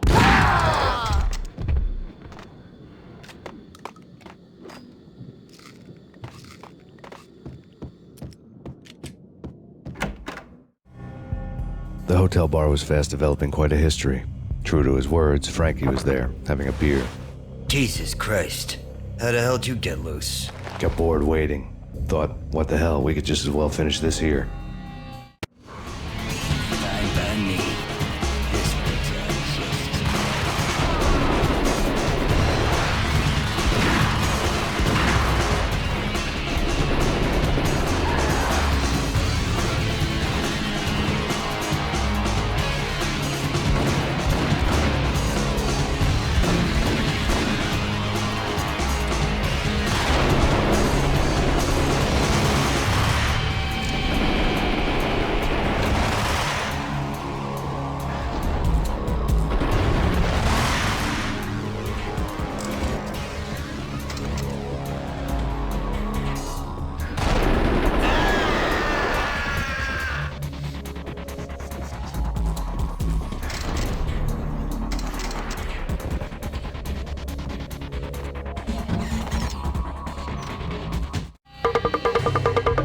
Thank you. You've been a lovely audience. Had enough? I don't play with girls anyway. Unfair! I spotted the tail as soon as I left the hotel. A big black Mercedes. I'd seen the car before. That time it had heralded impressive explosions. Vladimir was back. Bang. You're dead, Max Payne. I might have laughed if I remembered how. What's this supposed to be? Cops and robbers? Look, you want something with me? Get in line. Peace, man. Relax. You know you are a real news item. Armed and dangerous. I am going to make you an offer you can't refuse. I've always wanted to say that. It's a bum rap. I've been framed. That's a moot point. Whatever you did or did not do, I'm sure you had good reason for doing it. Want to hear me out? I'm listening. Punchinello messing with V is bad for business all around. But that's not all. There is this guy, Boris Stein, used to pull jobs for me. He's the captain of the cargo ship Charon. Now the bastard turncoat has gone over to the other side, Punchinello's. The ship's loaded with high-res hardware, guns, my business.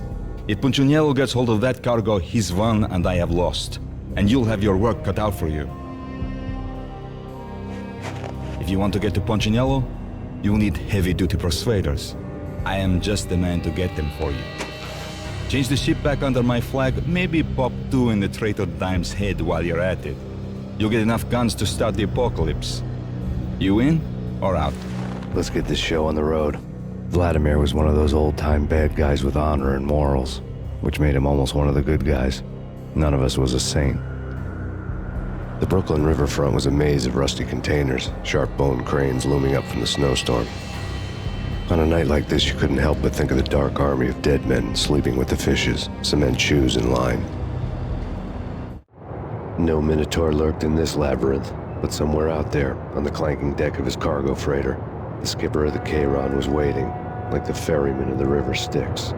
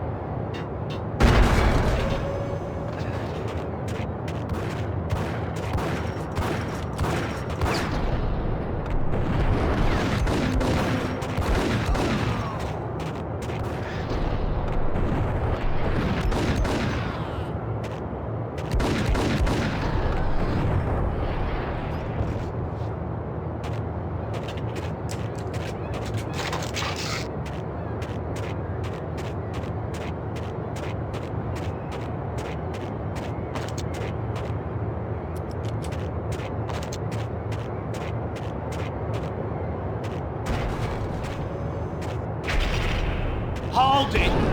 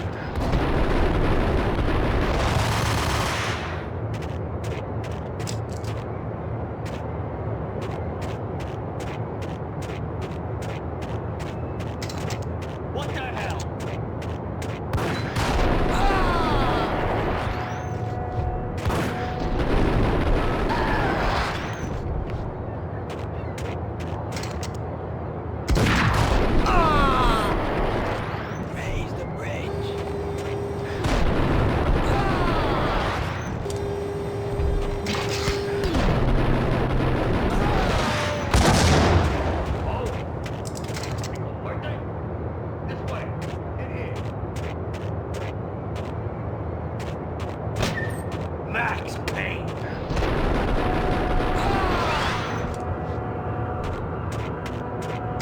I doubted the letter was a receipt.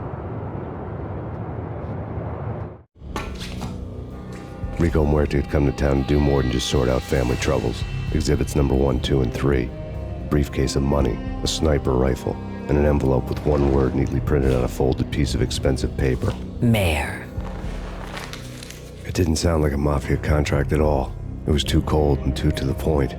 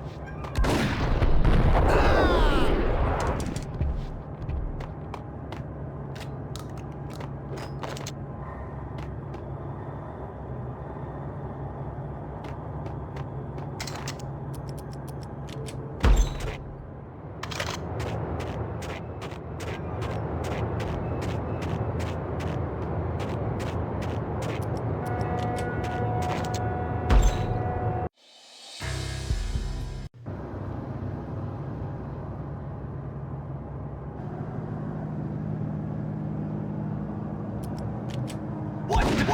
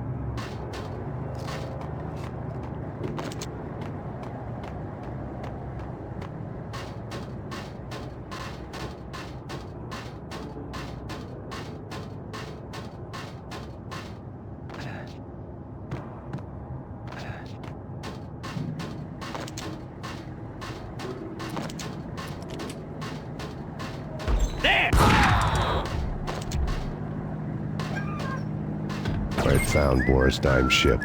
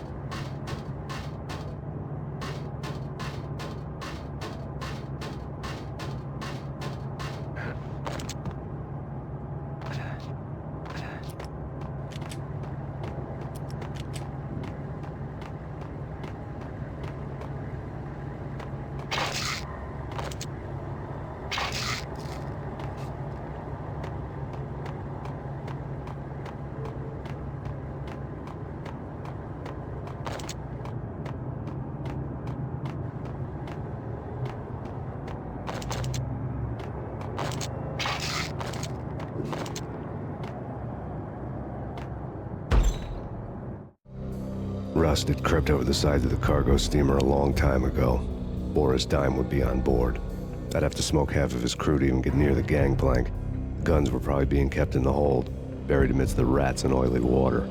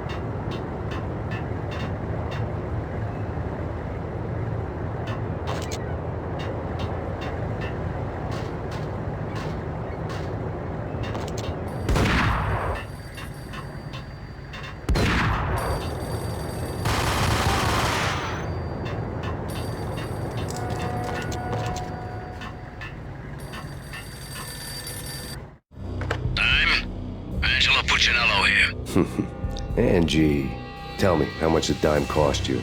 I bet it was more than his name. Max Payne. Right the first time. You're dead, punk. You sure you're not confusing me with Boris here? But you are right, of course. Pretty soon we should get together and have a talk. You son of a... Pissing Punchinello off was a dangerous game, but when people get mad, they make mistakes. I should know. That's where I wanted Punchinello, mad enough to trip over his own feet, preferably into a grave.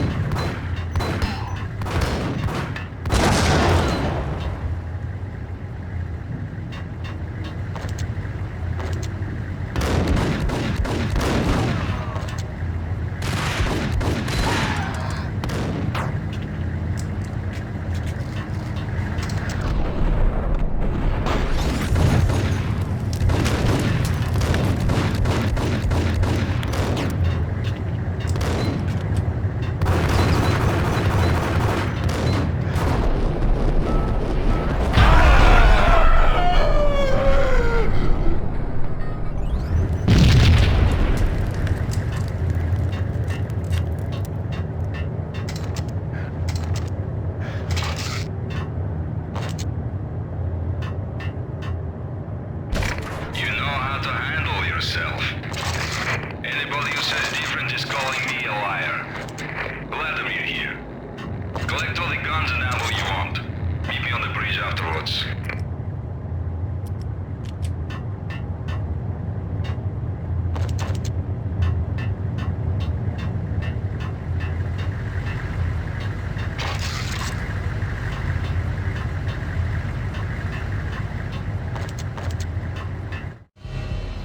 Did you get everything you need? Check. I owe you. Anything you need. This is my solo. When I'm through, Punchinello won't be anybody's problem anymore. Clear as vodka. But anytime you get between a rock and a hard place, just whistle. This could be the beginning of a beautiful friendship. You really get a bang out of this big-time gangster act, don't you? Even with all this firepower, I figured I couldn't get to Punchinello at his manor. I could only hope that he wouldn't pass a chance to hear me beg, to see he's won. This is Max Payne. I want to cut a deal. Payne, you're a dead man. That's what everybody keeps telling me. I got your ship and her cargo. I want to meet. No pain, no gain. Capiche? You know my restaurant? Yeah, I know it. 1 hour.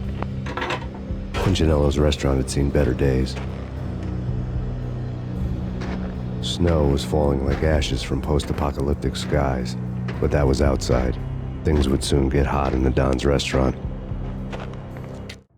I knew it was a long shot, Angelo Punchinello actually showing up, but there was no crime in hoping.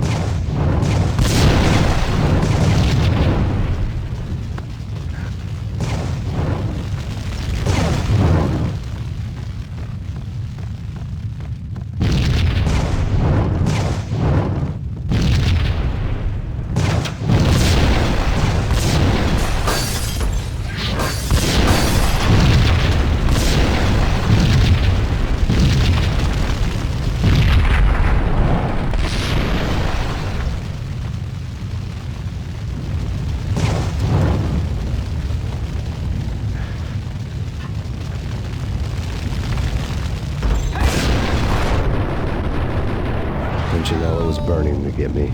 The feeling was mutual. He was trying to put out my flames with gasoline.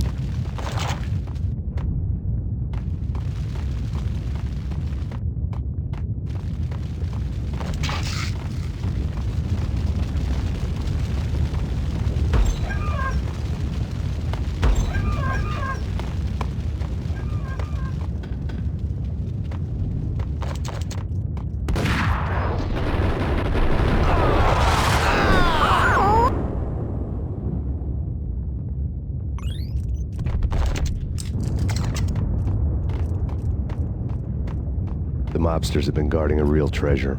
The way out of this disco inferno. There he is!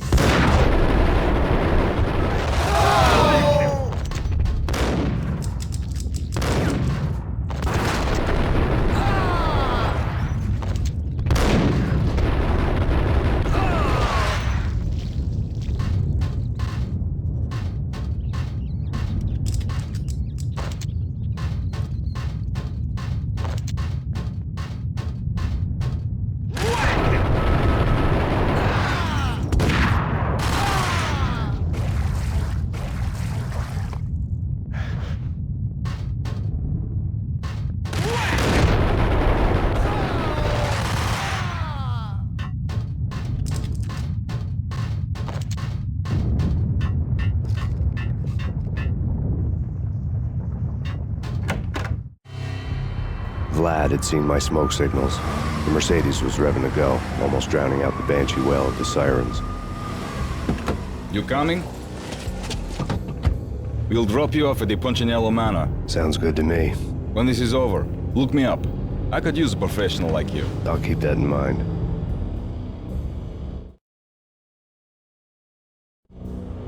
The night groaned with cold. The garden lights flickered nervously.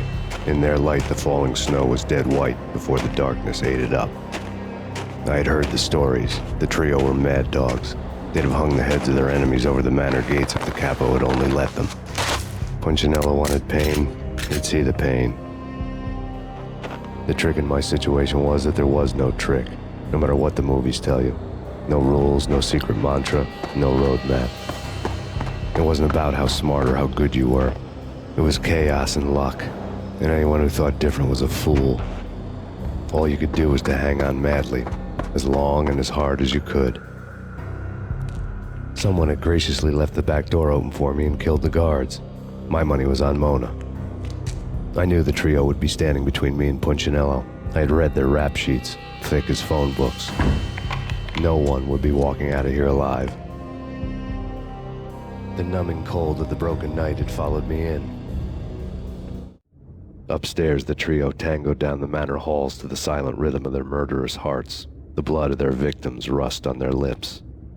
Vince Mugnano, Pilot Providence, a.k.a. Big Brother, and Joe Deadpan Salem.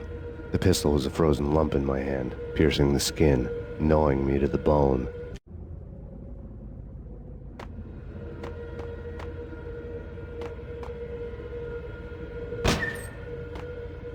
In death, the thug had been promoted to messenger. Someone hadn't enjoyed the Don's hospitality. Someone with a flair for the dramatic. Someone who had let herself out of a locked cell and past a couple of armed guards. My thoughts were on Mona again. I could only hope she was a good enough gambler to walk away while she was still winning, before she'd run into the trio.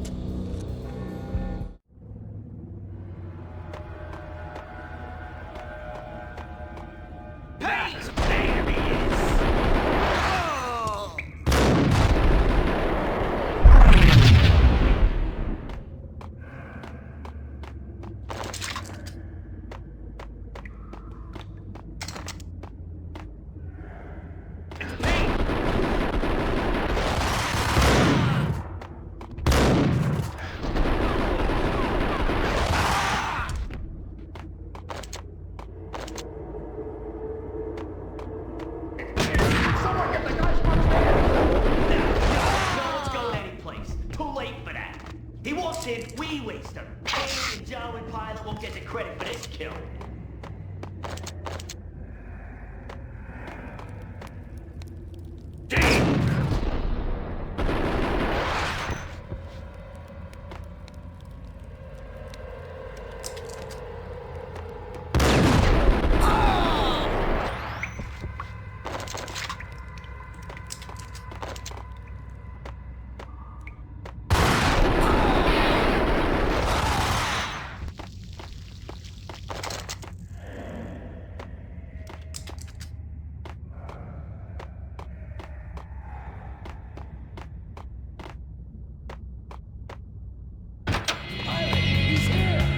It didn't take me long to run into the trio. The word on Lisa Punchinello was that she was a bit of a witch. The tarot cards on the kitchen table fit the picture. They weren't my kind of cards, but I was willing to take a crack at the hand Mrs. Punchinello had dealt. The first card was the tower. Maybe that was supposed to be the manor.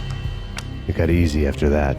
The devil was the master of the house, and death was me, coming for him.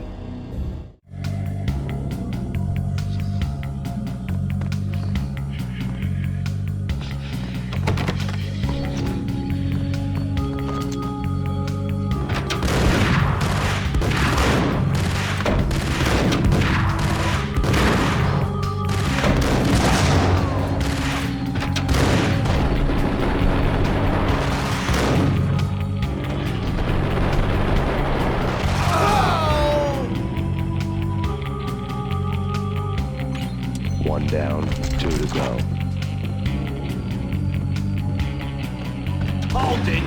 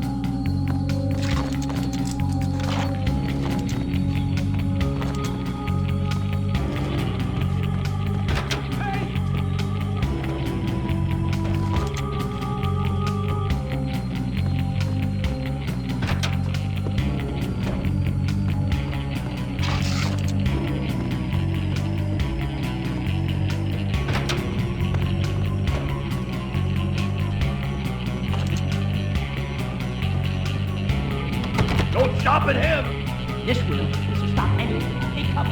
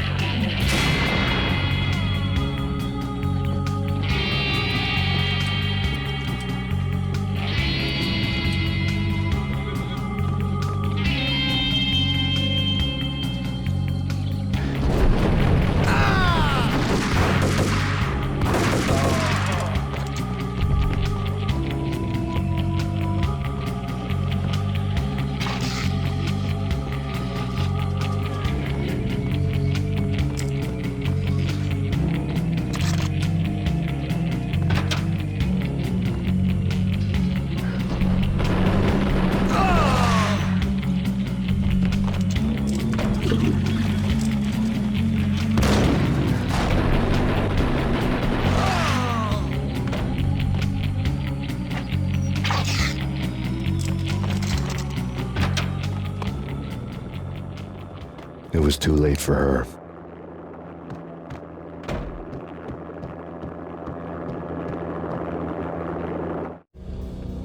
You're a real angel, Max. I couldn't tell whether it was Mona or her sister. The body was a mess. The sick bastard had really gotten a kick out of it. Seeing her lying there got me thinking about another woman's body on another bed. Got me thinking about a fallen cradle.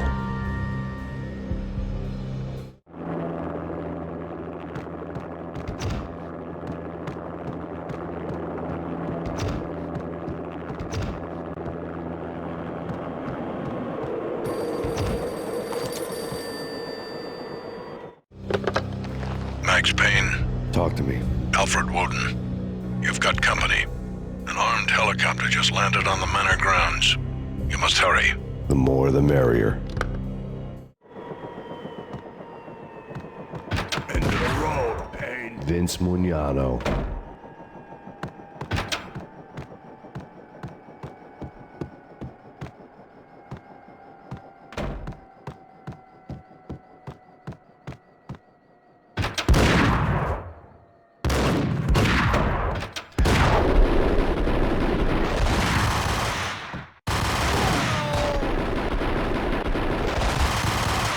Punchinello's trio was done for.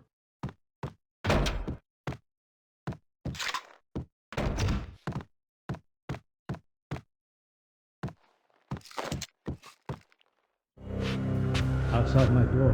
Hurry. It's coming for me. You gotta hurry. Please. I could hear Punchinello on the phone begging for help. He should have been saying his goodbyes. Punchinello was a pushover. The moment I stepped into the room, he folded like a deuce before a royal flush. No, wait. I was just doing what I was told. I couldn't refuse. She's someone high up. Government, maybe. I don't know. He was trying to buy more sand for his hourglass. I wasn't selling any.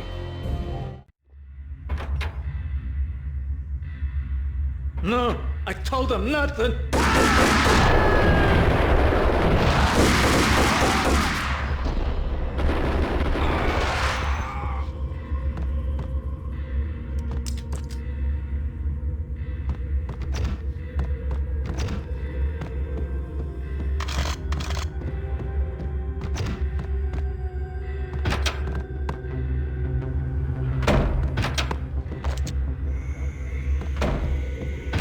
Drop it. Don't move. Game over, Max Payne. I could tell when I was outgunned. It was time to take another beating. The mystery witch was a real barracuda. Trouble on dagger heels, a smoking assault rifle in her hand, and an army of killer suits behind her. How sweet. I get to kill two birds with one stone. Sooner or later, it was going to catch up with you. Mr. Payne, it's time to show you the benefits of my brew. Be a good boy now. You'd find that Lady Luck was really a hooker. You were fresh out of cash.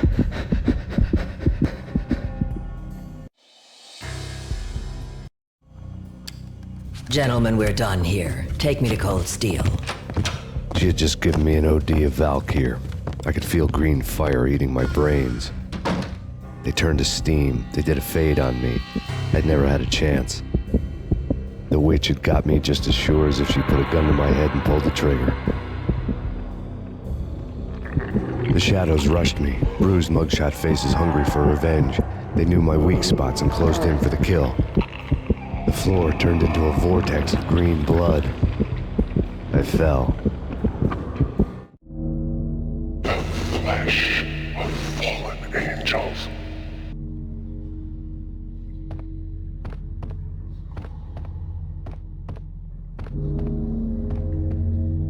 Who's there? Max? Max, is that you? Max? Where are you, Max? Please.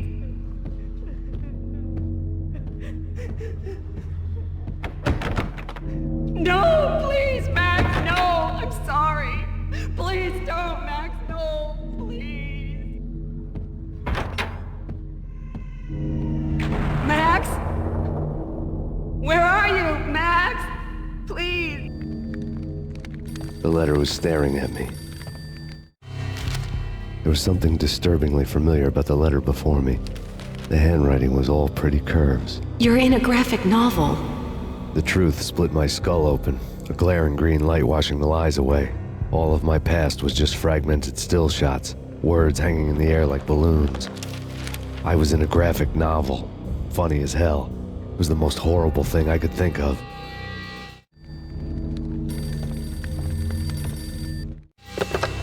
Bartender is shiny stuff and dreams are made of stooped necromancers. He sings like a banana wrist, having strayed too close to the constellations on their shaved skulls. There was a bad line in the prank call. Someone spouting insane babble. I couldn't make sense of it. But I had an overwhelming sense of deja vu. The caller's voice sounded oddly familiar.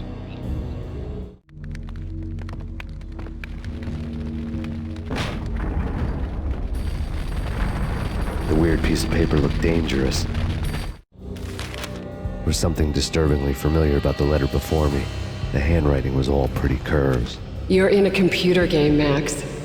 The truth was a burning green crack through my brain, weapon statistics hanging in the air, glimpsed out of the corner of my eye, endless repetition of the act of shooting, time slowing down to show off my moves, the paranoid feel of someone controlling my every step.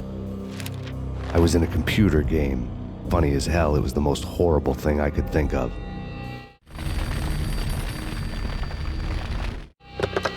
Don't lose it. It's Valkyr. The drug. Snap out of it. Try to remember.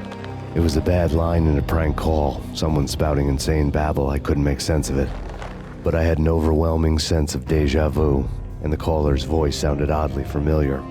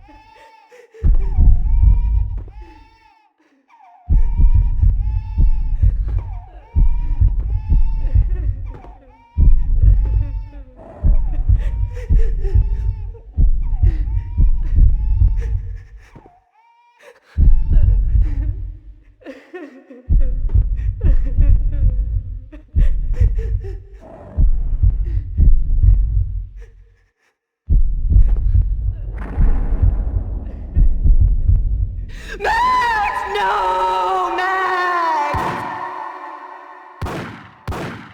Murderer! You killed her!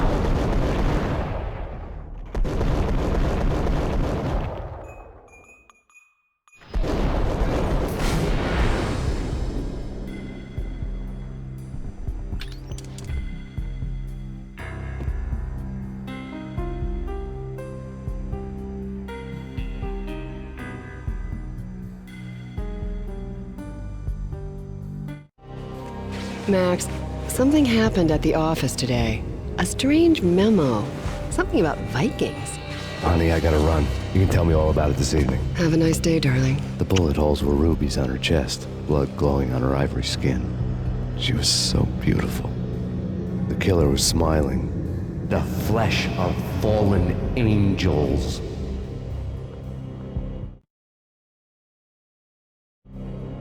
Slowly, the green nightmare faded, leaving dark stains on my soul that would never come off. I felt like flatlining. I was all shook up. I woke up in a cold sweat, sick and tired to the bone, lying in a puddle of my own puke. The hag had said take me to Cold Steel before it had all gone crazy. It was a clue, the only one I had.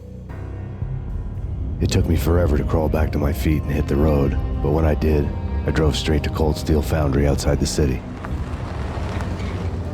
There was a whole lot of action around the place for a freezing winter night. Trucks coming and going, men running.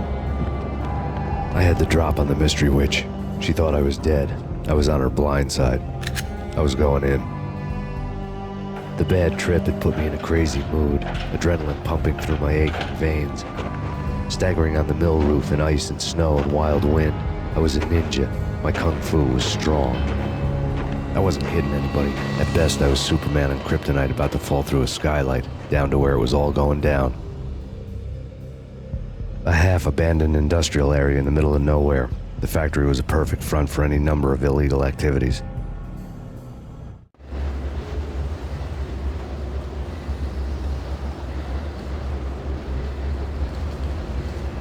In the belly of the plant, molten metal boiled and bubbled like a witch's brew.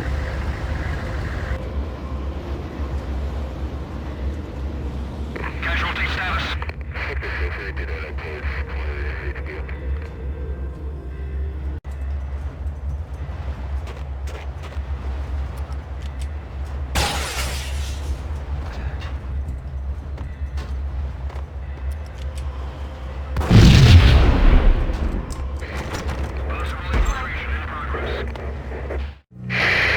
Life-threatening weather condition. A record-breaking killer storm. In the city's history, vehicles stuck in snow. Heavy snowfall. Forecast shows severe weather is expected to continue. Out in the night, snow fell like confetti over the Devil's Parade. The storm was anything but over.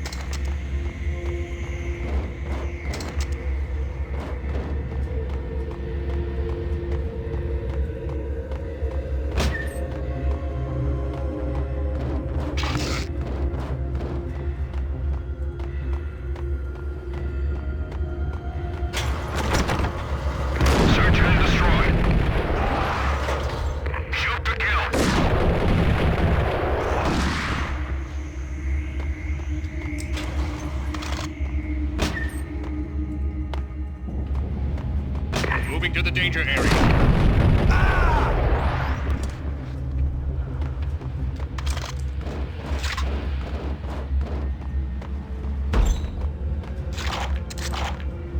Hostile contact.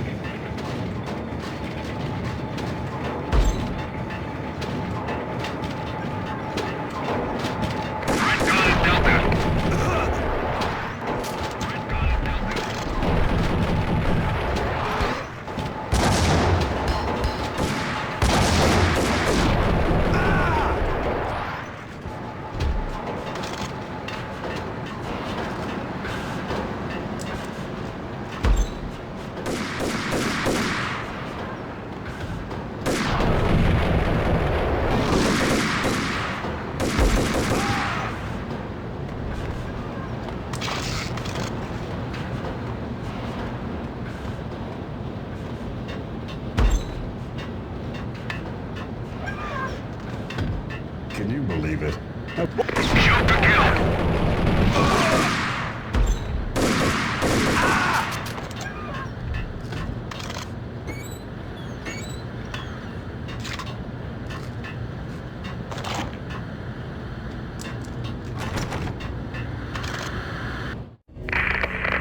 Perimeter breached. The facility has been compromised. Repeat, the Deep Six has been compromised. Initiate Operation Deadeye. The walkie-talkie military lingo could mean only one thing. They were getting ready to destroy the evidence and vanish into the night. I was so close. The hidden truths were just around the corner.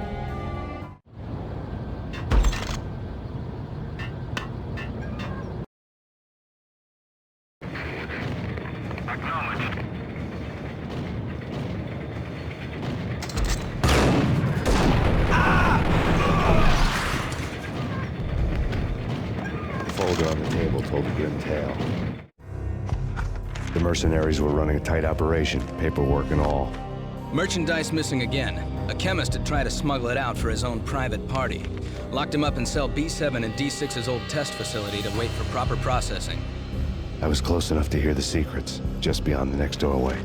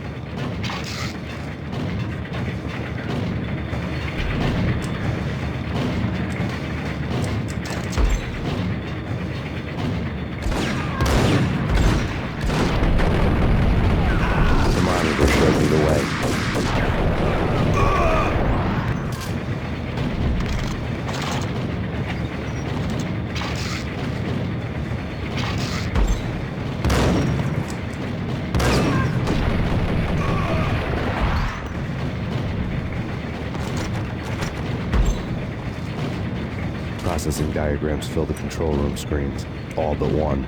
An elevator titled D6 on one of the screens, somewhere onwards, past rows of ovens, in the core of the plant.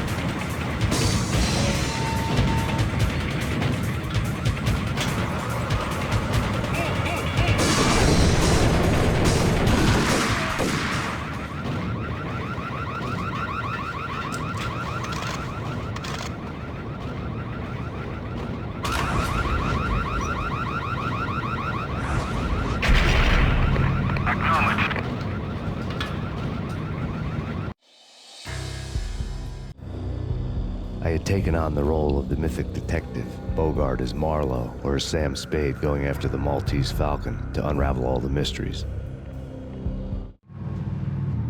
Following a path of clues to that final revelation, even if it would take me down to the cold, cavernous depths of a grave. You can't do this! My men are still inside! Do you have any idea why this is called Operation Deadeyes?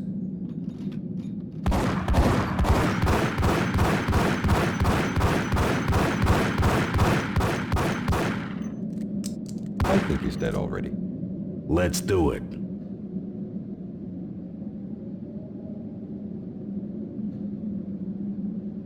Attention all personnel. The self-destruction sequence has been initiated. Evacuate the complex We've got immediately. company. The self-destruction sequence has been initiated. Proceed to the nearest exit immediately. I had seen the logo on the floor before. There was an old army bunker under the steel mill. I knew the military plaque on the floor. I had seen 1,000 variations of the insignia on crumbling brick walls everywhere in the city. The sword replaced by a syringe. Project Valhalla, V for Valkyr, V for Valhalla. All of a sudden it read like a crackpot conspiracy theory.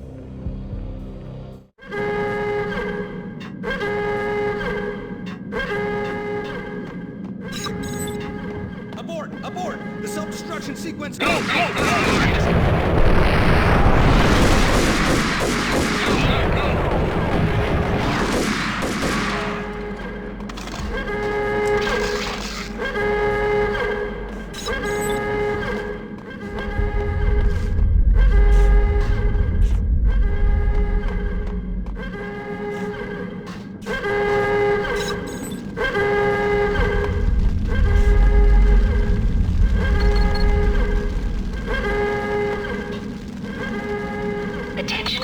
Like everything else in the Valkyrie case, the door code was a mystery to me. Proceed to the nearest exit immediately.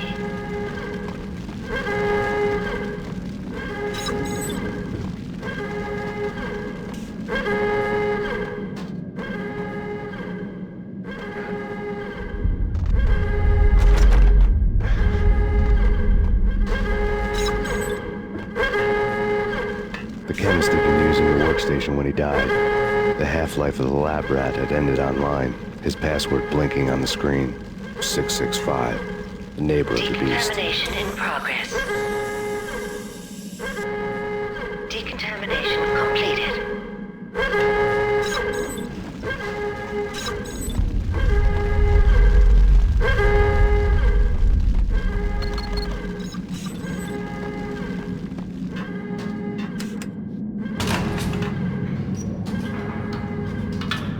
Attention all personnel. The self-destruction sequence has been initiated. Proceed to the nearest exit immediately.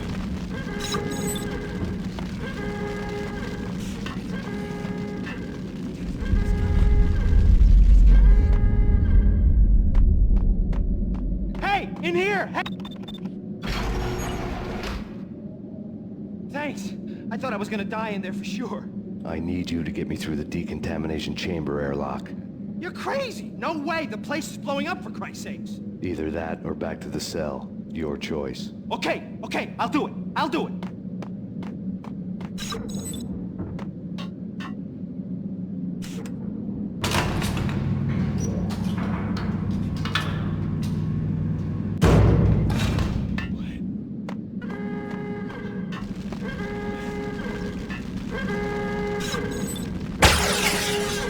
We're dead! We're dead! Go! Attention all personnel. The self-destruction sequence has been initiated. Proceed to the nearest exit immediately. Get in! I'll punch you through! Decontamination in Did a bad progress. thing. Bad. Decontamination complete.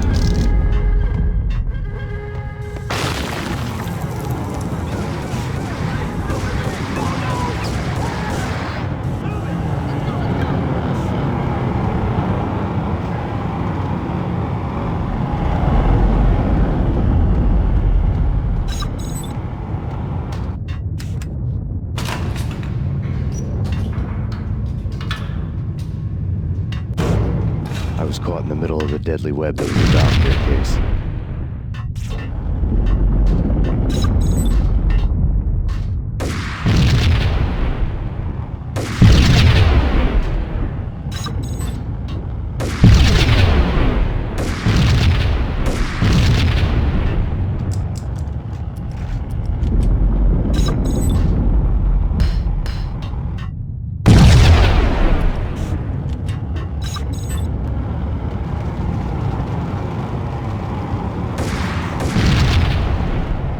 One of the lab terminals had the project logo on the screen.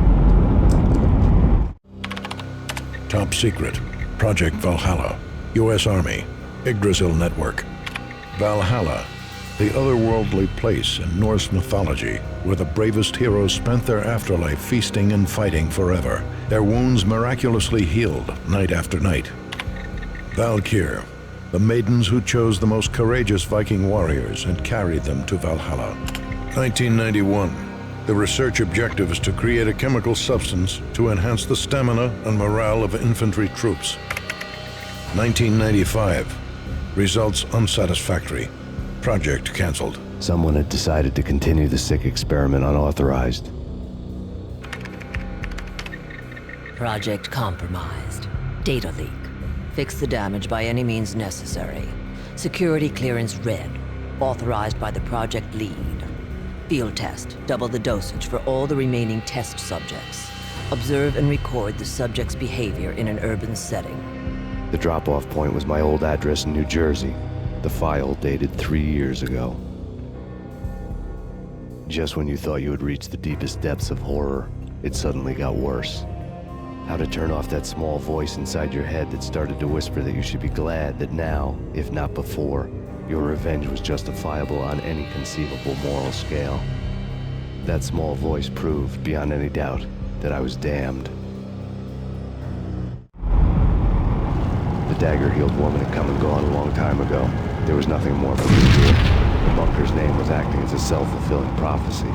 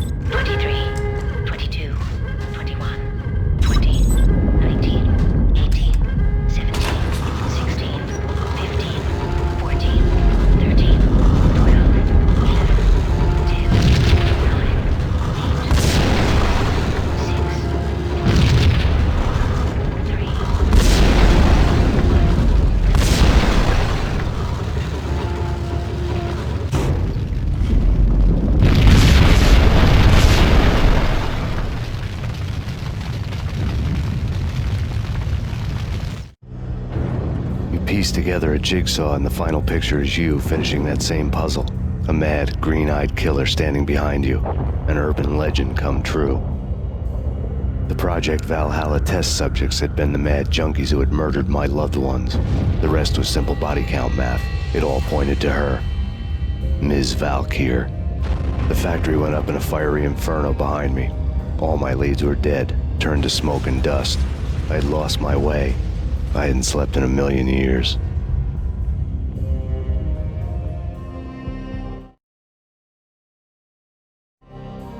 I felt thin as death. I'd been living on an endless supply of week-old donuts. They were fuel for this crazy furnace inside my head. I couldn't remember when I had last seen the sun. I was on a permanent graveyard shift. When the darkness fell, New York City became something else, any old Sinatra song notwithstanding.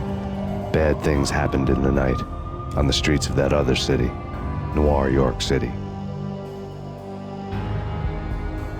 I was in an all-night diner, downing cup after cup of coffee that tasted like engine oil, when a new message from BB got me back on the killer track. What the hell happened at Roscoe Street? Maxie, I'm going out on a limb here. We need to talk this through, come up with a plan. 2:30 a.m., the Choir Communications Garage. The more I thought about Alex's murder and the frame-up, the more it felt like an inside job. I should have seen it coming. BB had sold me out, and now he wanted to finish what he'd started. The garage was dead. BB showed up in his tailor-made suit, gold watch, and cufflinks to match, all way beyond a cop's pay. Maxie. Oozing suave charm, he was guilty as hell. What the hell does BB stand for anyway? Backstabbing bastard? Come on, don't be like that. Have a cigar. I don't smoke. Maxie, you have no idea how big this is. It's huge. You have no idea. I think I do. You're a bribe-taking bent cop who sold out his partner. Those mobsters in the subway were a dead giveaway. Hard to miss. Bet it was exactly like this with Alex. Up close and personal. You can't win this one, Max. No, but I can make damn sure none of you do either. BB turned out to be another cardboard cutout bad guy.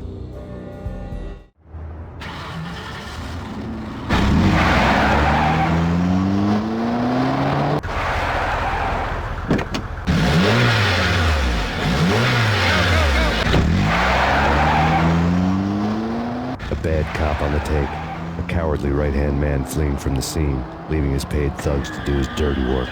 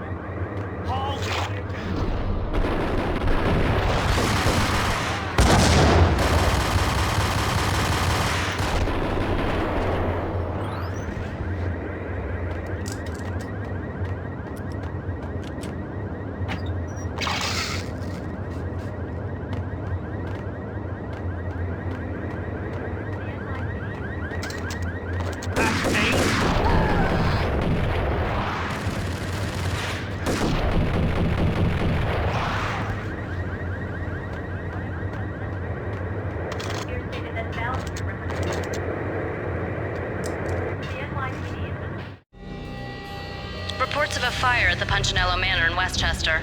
The manor is the home of Angelo Punchinello, the alleged head of the Punchinello crime family. The police are now saying, contrary to their earlier statements, that Max Payne is still alive and at large. He continues his vendetta against the Mafia, of which this last act of arson is attributed to. I had no recollection of setting any fires, but I did remember the flames.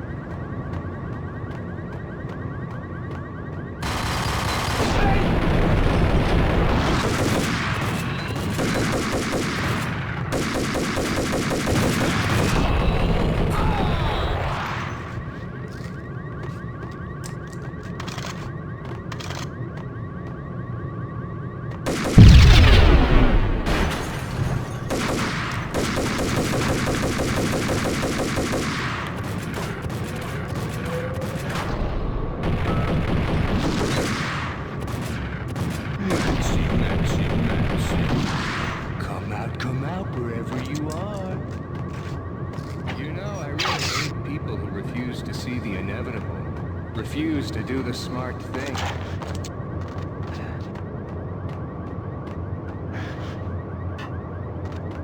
No, I must do the right thing.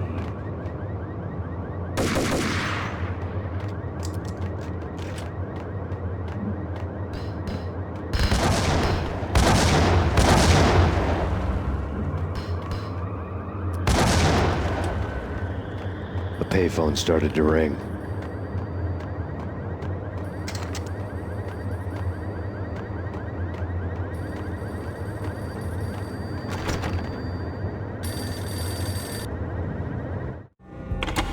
Yeah.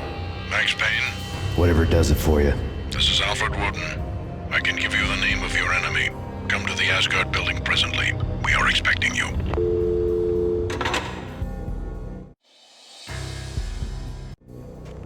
Woden was waiting for me on the steps of the old building. Mr. Payne, let's go inside. The others are anxious to begin. The others? Despite the general misconception, this building actually predates the City Hall by 2 years, thus being the oldest municipal building still in use here at the foot of the Brooklyn Bridge. No kidding. The old man played tour guide as he led me through a dark domed hall. The answers I was after loomed large ahead.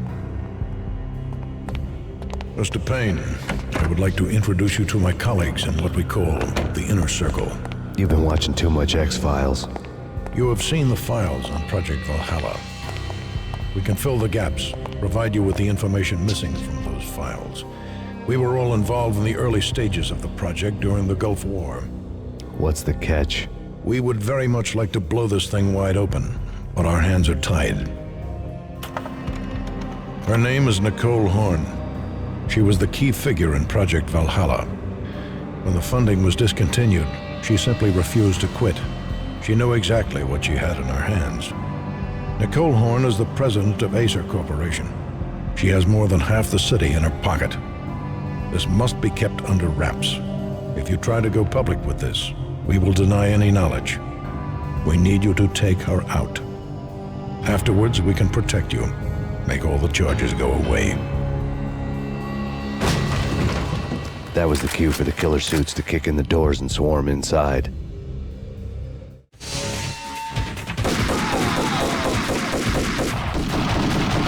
It was an impressive floor show, but I decided to leave early anyway. It was only a one-story fall. Lucky me.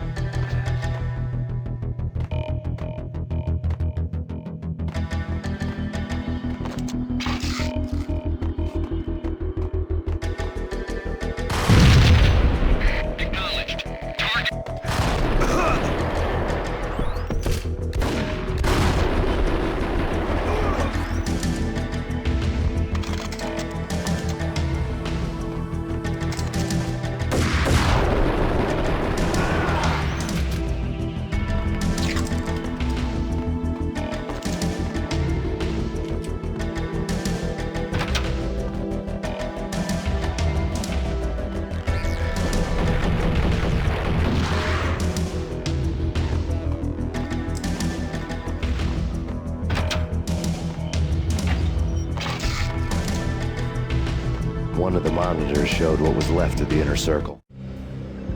On screen, the so-called corpse of Alfred Woden stood up, miraculously waking from his dirt nap, looking smug among his dead pals. In the land of the blind, the one-eyed man is king. I didn't know how he'd pulled it off, but it was a pretty slick way to get out of all his promises. Most of what he had said fit too well to be a load of crap.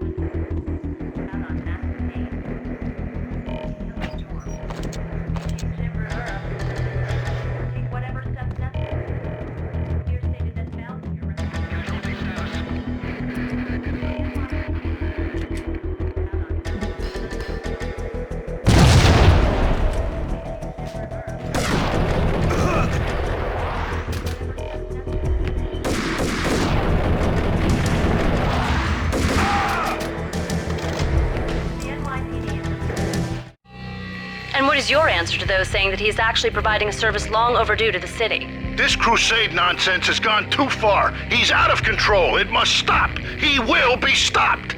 That was Deputy Chief Jim Rivera from the New York City Police Department.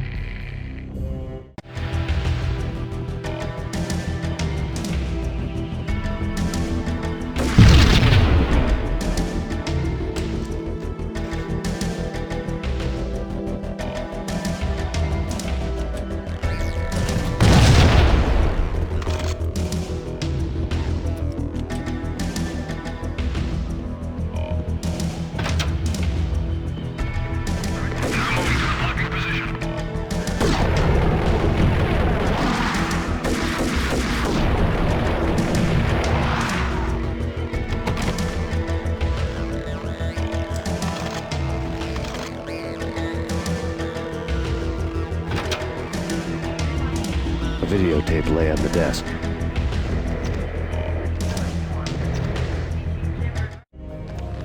Nicole Horn had blackmailed the inner circle into silence. The tape came with a curt extortion note on a piece of expensive paper. I remembered Candy Dawn taping her clients in action on the side, selling the tapes to the highest bidder. I was sure that kinky sex was nowhere near Alfred Woden's worst sin.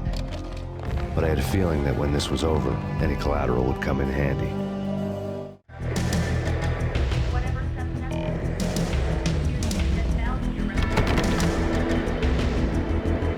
Woden had left me a present. Woden had taken care of my mission preps with military precision. The critical areas in the Acer Corporation headquarters blueprints were circled in red. The president's office was at the top of the building, right below her penthouse suite. The elevators were controlled by a security computer, part of the mainframe located underground below the building. The high-rise was sealed as tight as a sci-fi fortress.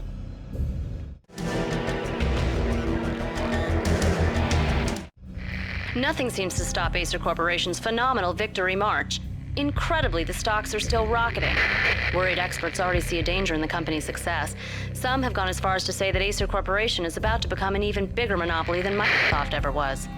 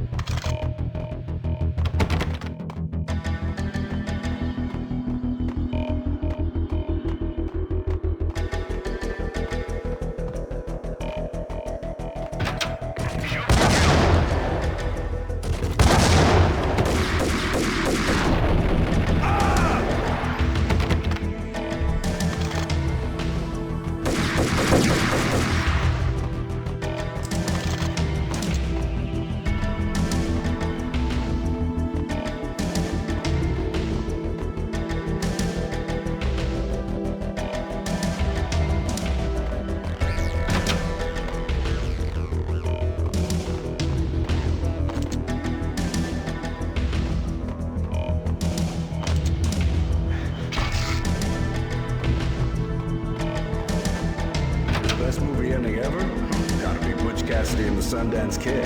A hero's end, going out with guns blazing. Never heard of it. Hey, you go!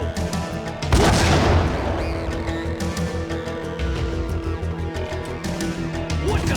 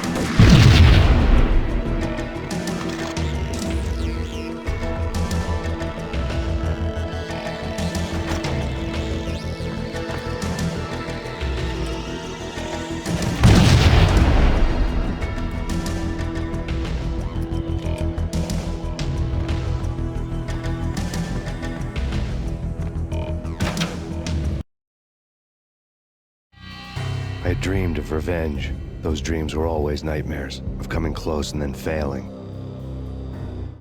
Now I was close. I had a name to guide me, Nicole Horn. I had nothing to lose.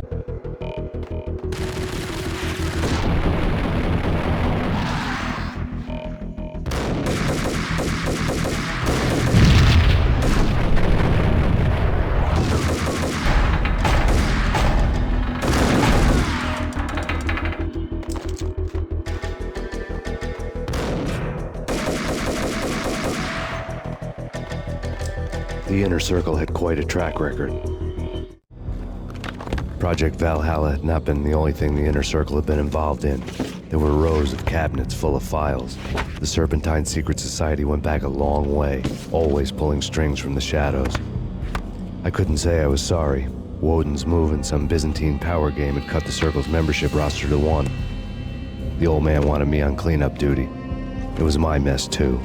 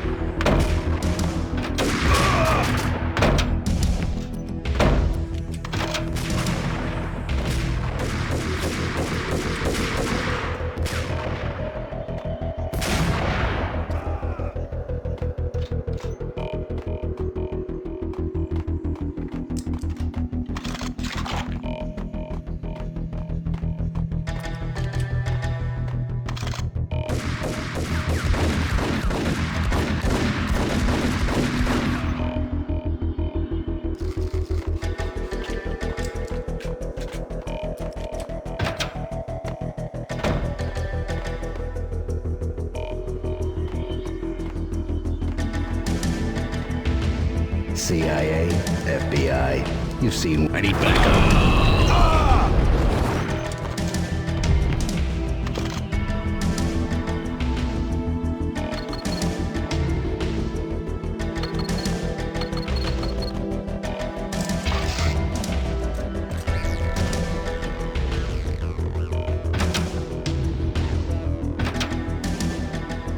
Take him down. Shoot to kill. Let's finish this.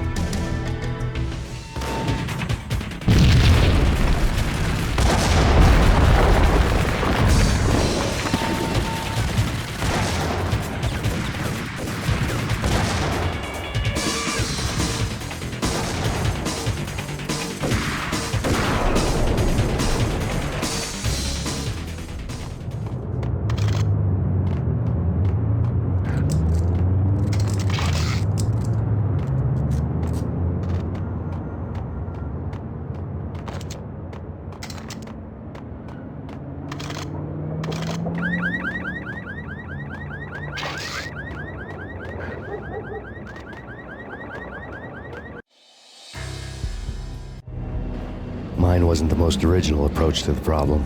It wasn't as if it hadn't all been done before. An eye for an eye, the first principle of revenge. Old as dirt, still going strong.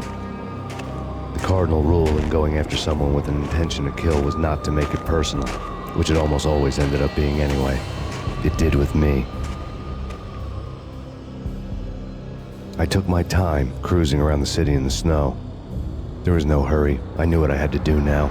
I took my time, thinking about it, building up the rage. When I was ready, I parked the stolen wheels at the front entrance of the Acer Corporation headquarters. Got out, got in, got cracking.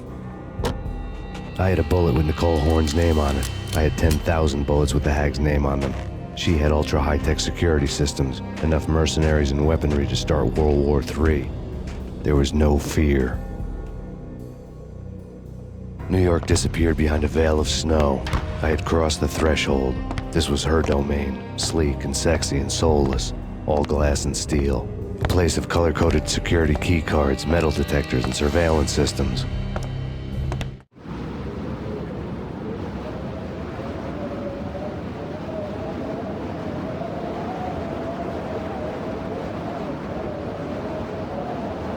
Colder than a walk-in fridge. Cold as a gun.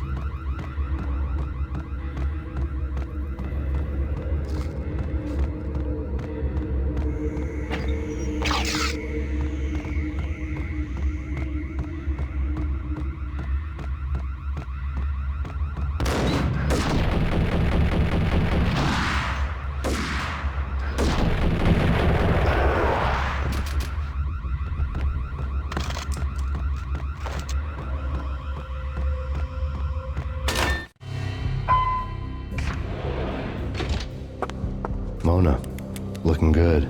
Max, we gotta stop meeting like this. It will be a cold day in hell before I let a narc cop stop me. Miss Sachs, do your job. Relax, Max. You're a nice guy. I don't kill nice guys. You're not bad yourself. It was different when Horn wanted Punchinello dead. To cut her ties to the Mafia, he deserved to die. The same goes with her. She's the bad guy here. Her sister was whispering to her in my favor. I knew the appetites of ghosts intimately. They hungered for revenge. No! A gunshot boomed and she fell down in slow motion. She was a nice girl, not really a stone-cold killer. And now she was stone-cold dead. Like religious fanatics or loyal samurai, Horn's private army was coming at me. Target located. Found him.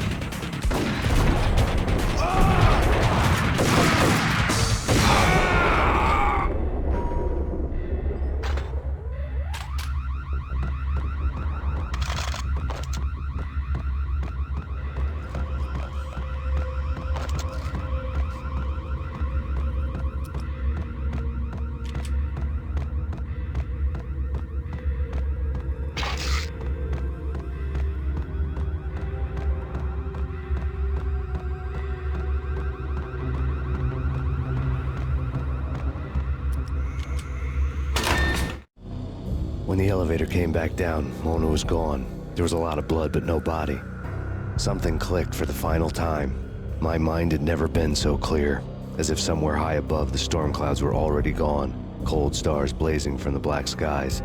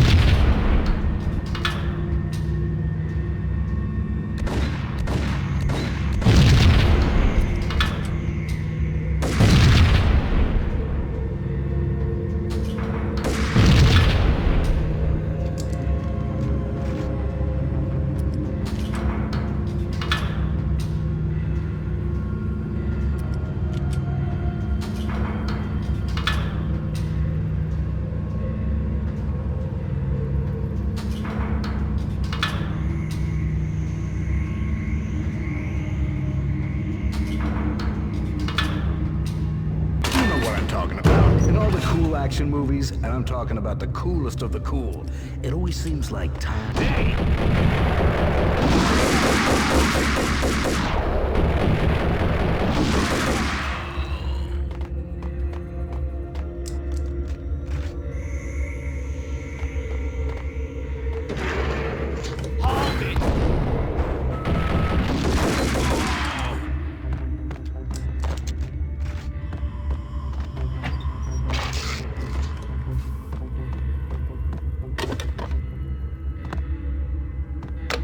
I had elevator access to the mainframe. From there, I'd be able to override the security locks and get to her office.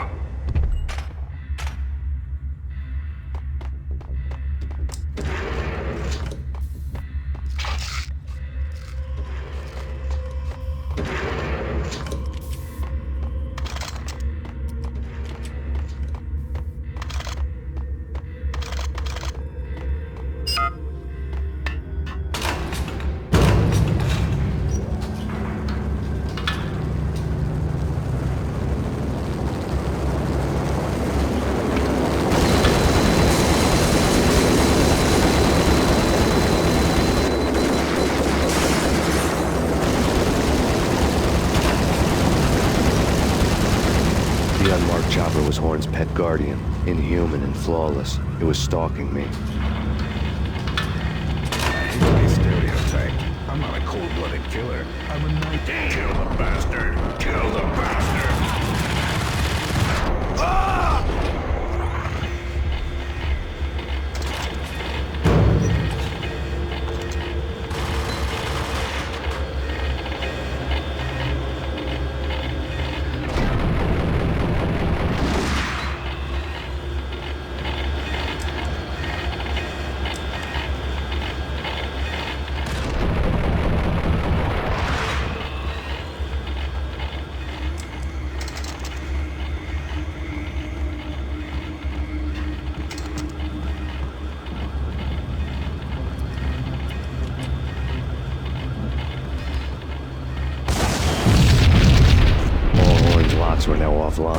All bets were off. The elevator would take me all the way up.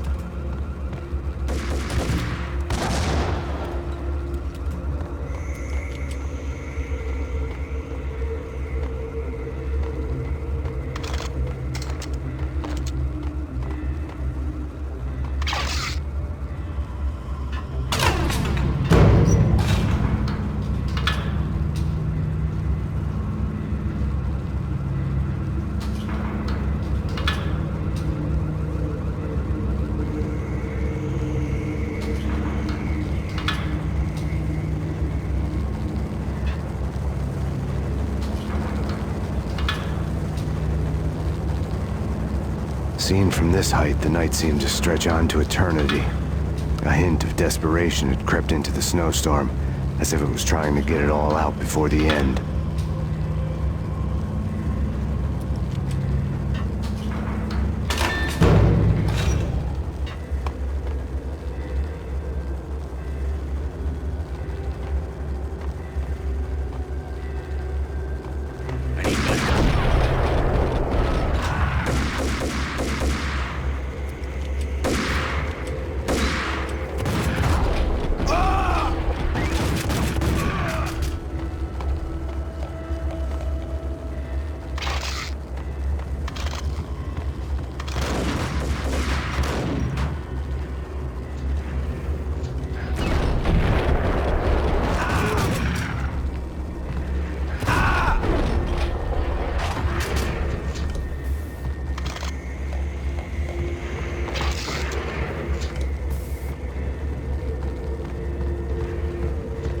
Horn's personal computer was on. Next to the printer was a neat stack of expensive paper. Hacking through Horn's computer would have unearthed files of criminal plans, strategies for world domination, spy helicopter reports, illegal wiretap recordings, internet porno, all of the above. Take your pick. I really didn't care anymore. I had seen too much of it already.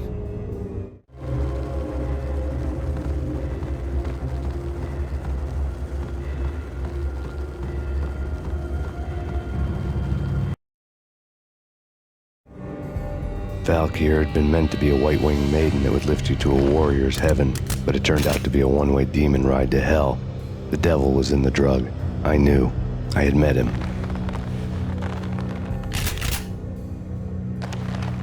And now I was gonna kill her, the queen of the underworld who had tried to lift herself a bit closer to heaven with her drug money.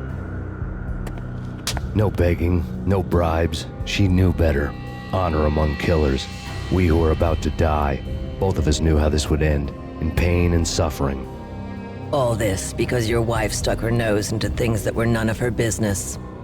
The cops were coming to take me away. The sirens were like a bad conscience I couldn't shake. It's ridiculous you've made it this far.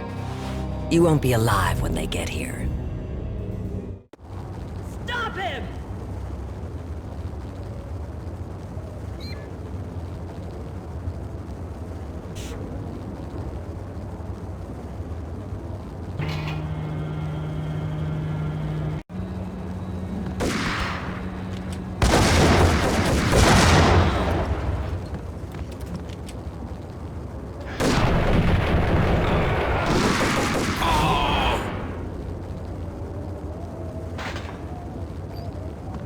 The elevator lobby. Get us back up now. Max Payne, this is futile. A waste of time. The deaths of your wife and daughter were necessary. Inevitable. It is done. You cannot bring them back. Nothing you do will make it any better.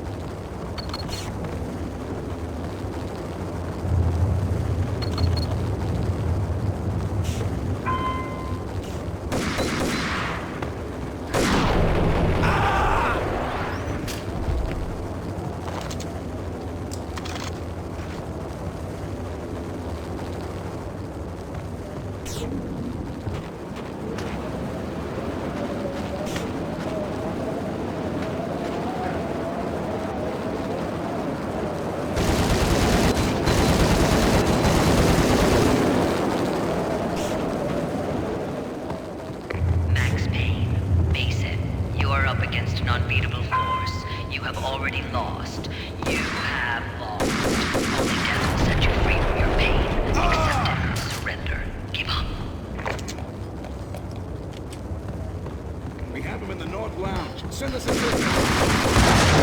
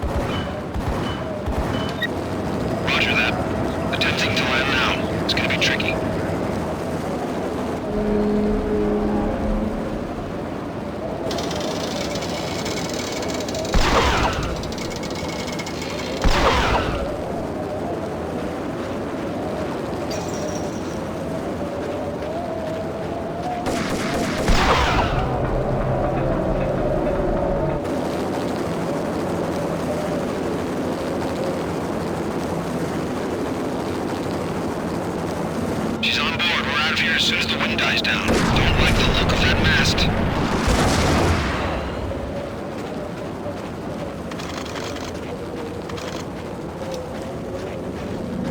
Lift off in 1 minute.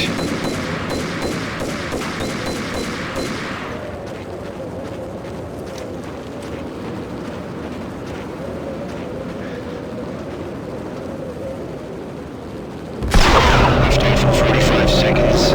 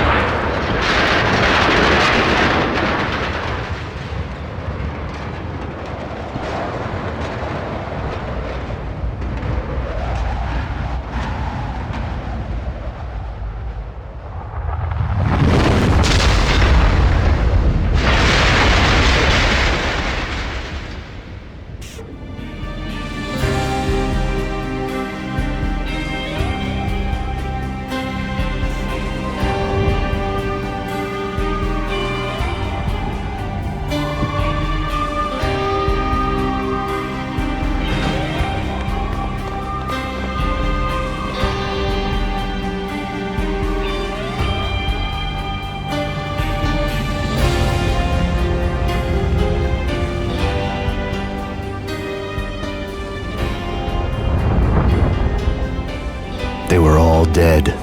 The final gunshot was an exclamation mark to everything that had led to this point. I released my finger from the trigger. And then it was all over. The storm seemed to lose its frenzy. The ragged clouds gave way to the stars above. Max Payne, this is Deputy Chief Jim Bravura from the NYPD. We've got the building surrounded. Throw down your weapons and lie down with your hands behind your head.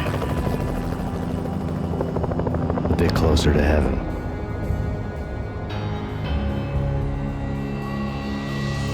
The cops' voices were distant and muted. Freeze! NYPD! Hold it right there! My ghosts released me from their haunting. Down below, New York City glittered like diamonds on black velvet. You gave us one hell of a ride. Take him down to Central Booking. You heard the man. Woden was there in the crowd, standing by the sidelines. It wouldn't be over till the man with the patch would say so. He'd say the right words. I knew he would. He'd better. Woden grinned smugly. It was the grin of a winner. That made two of us.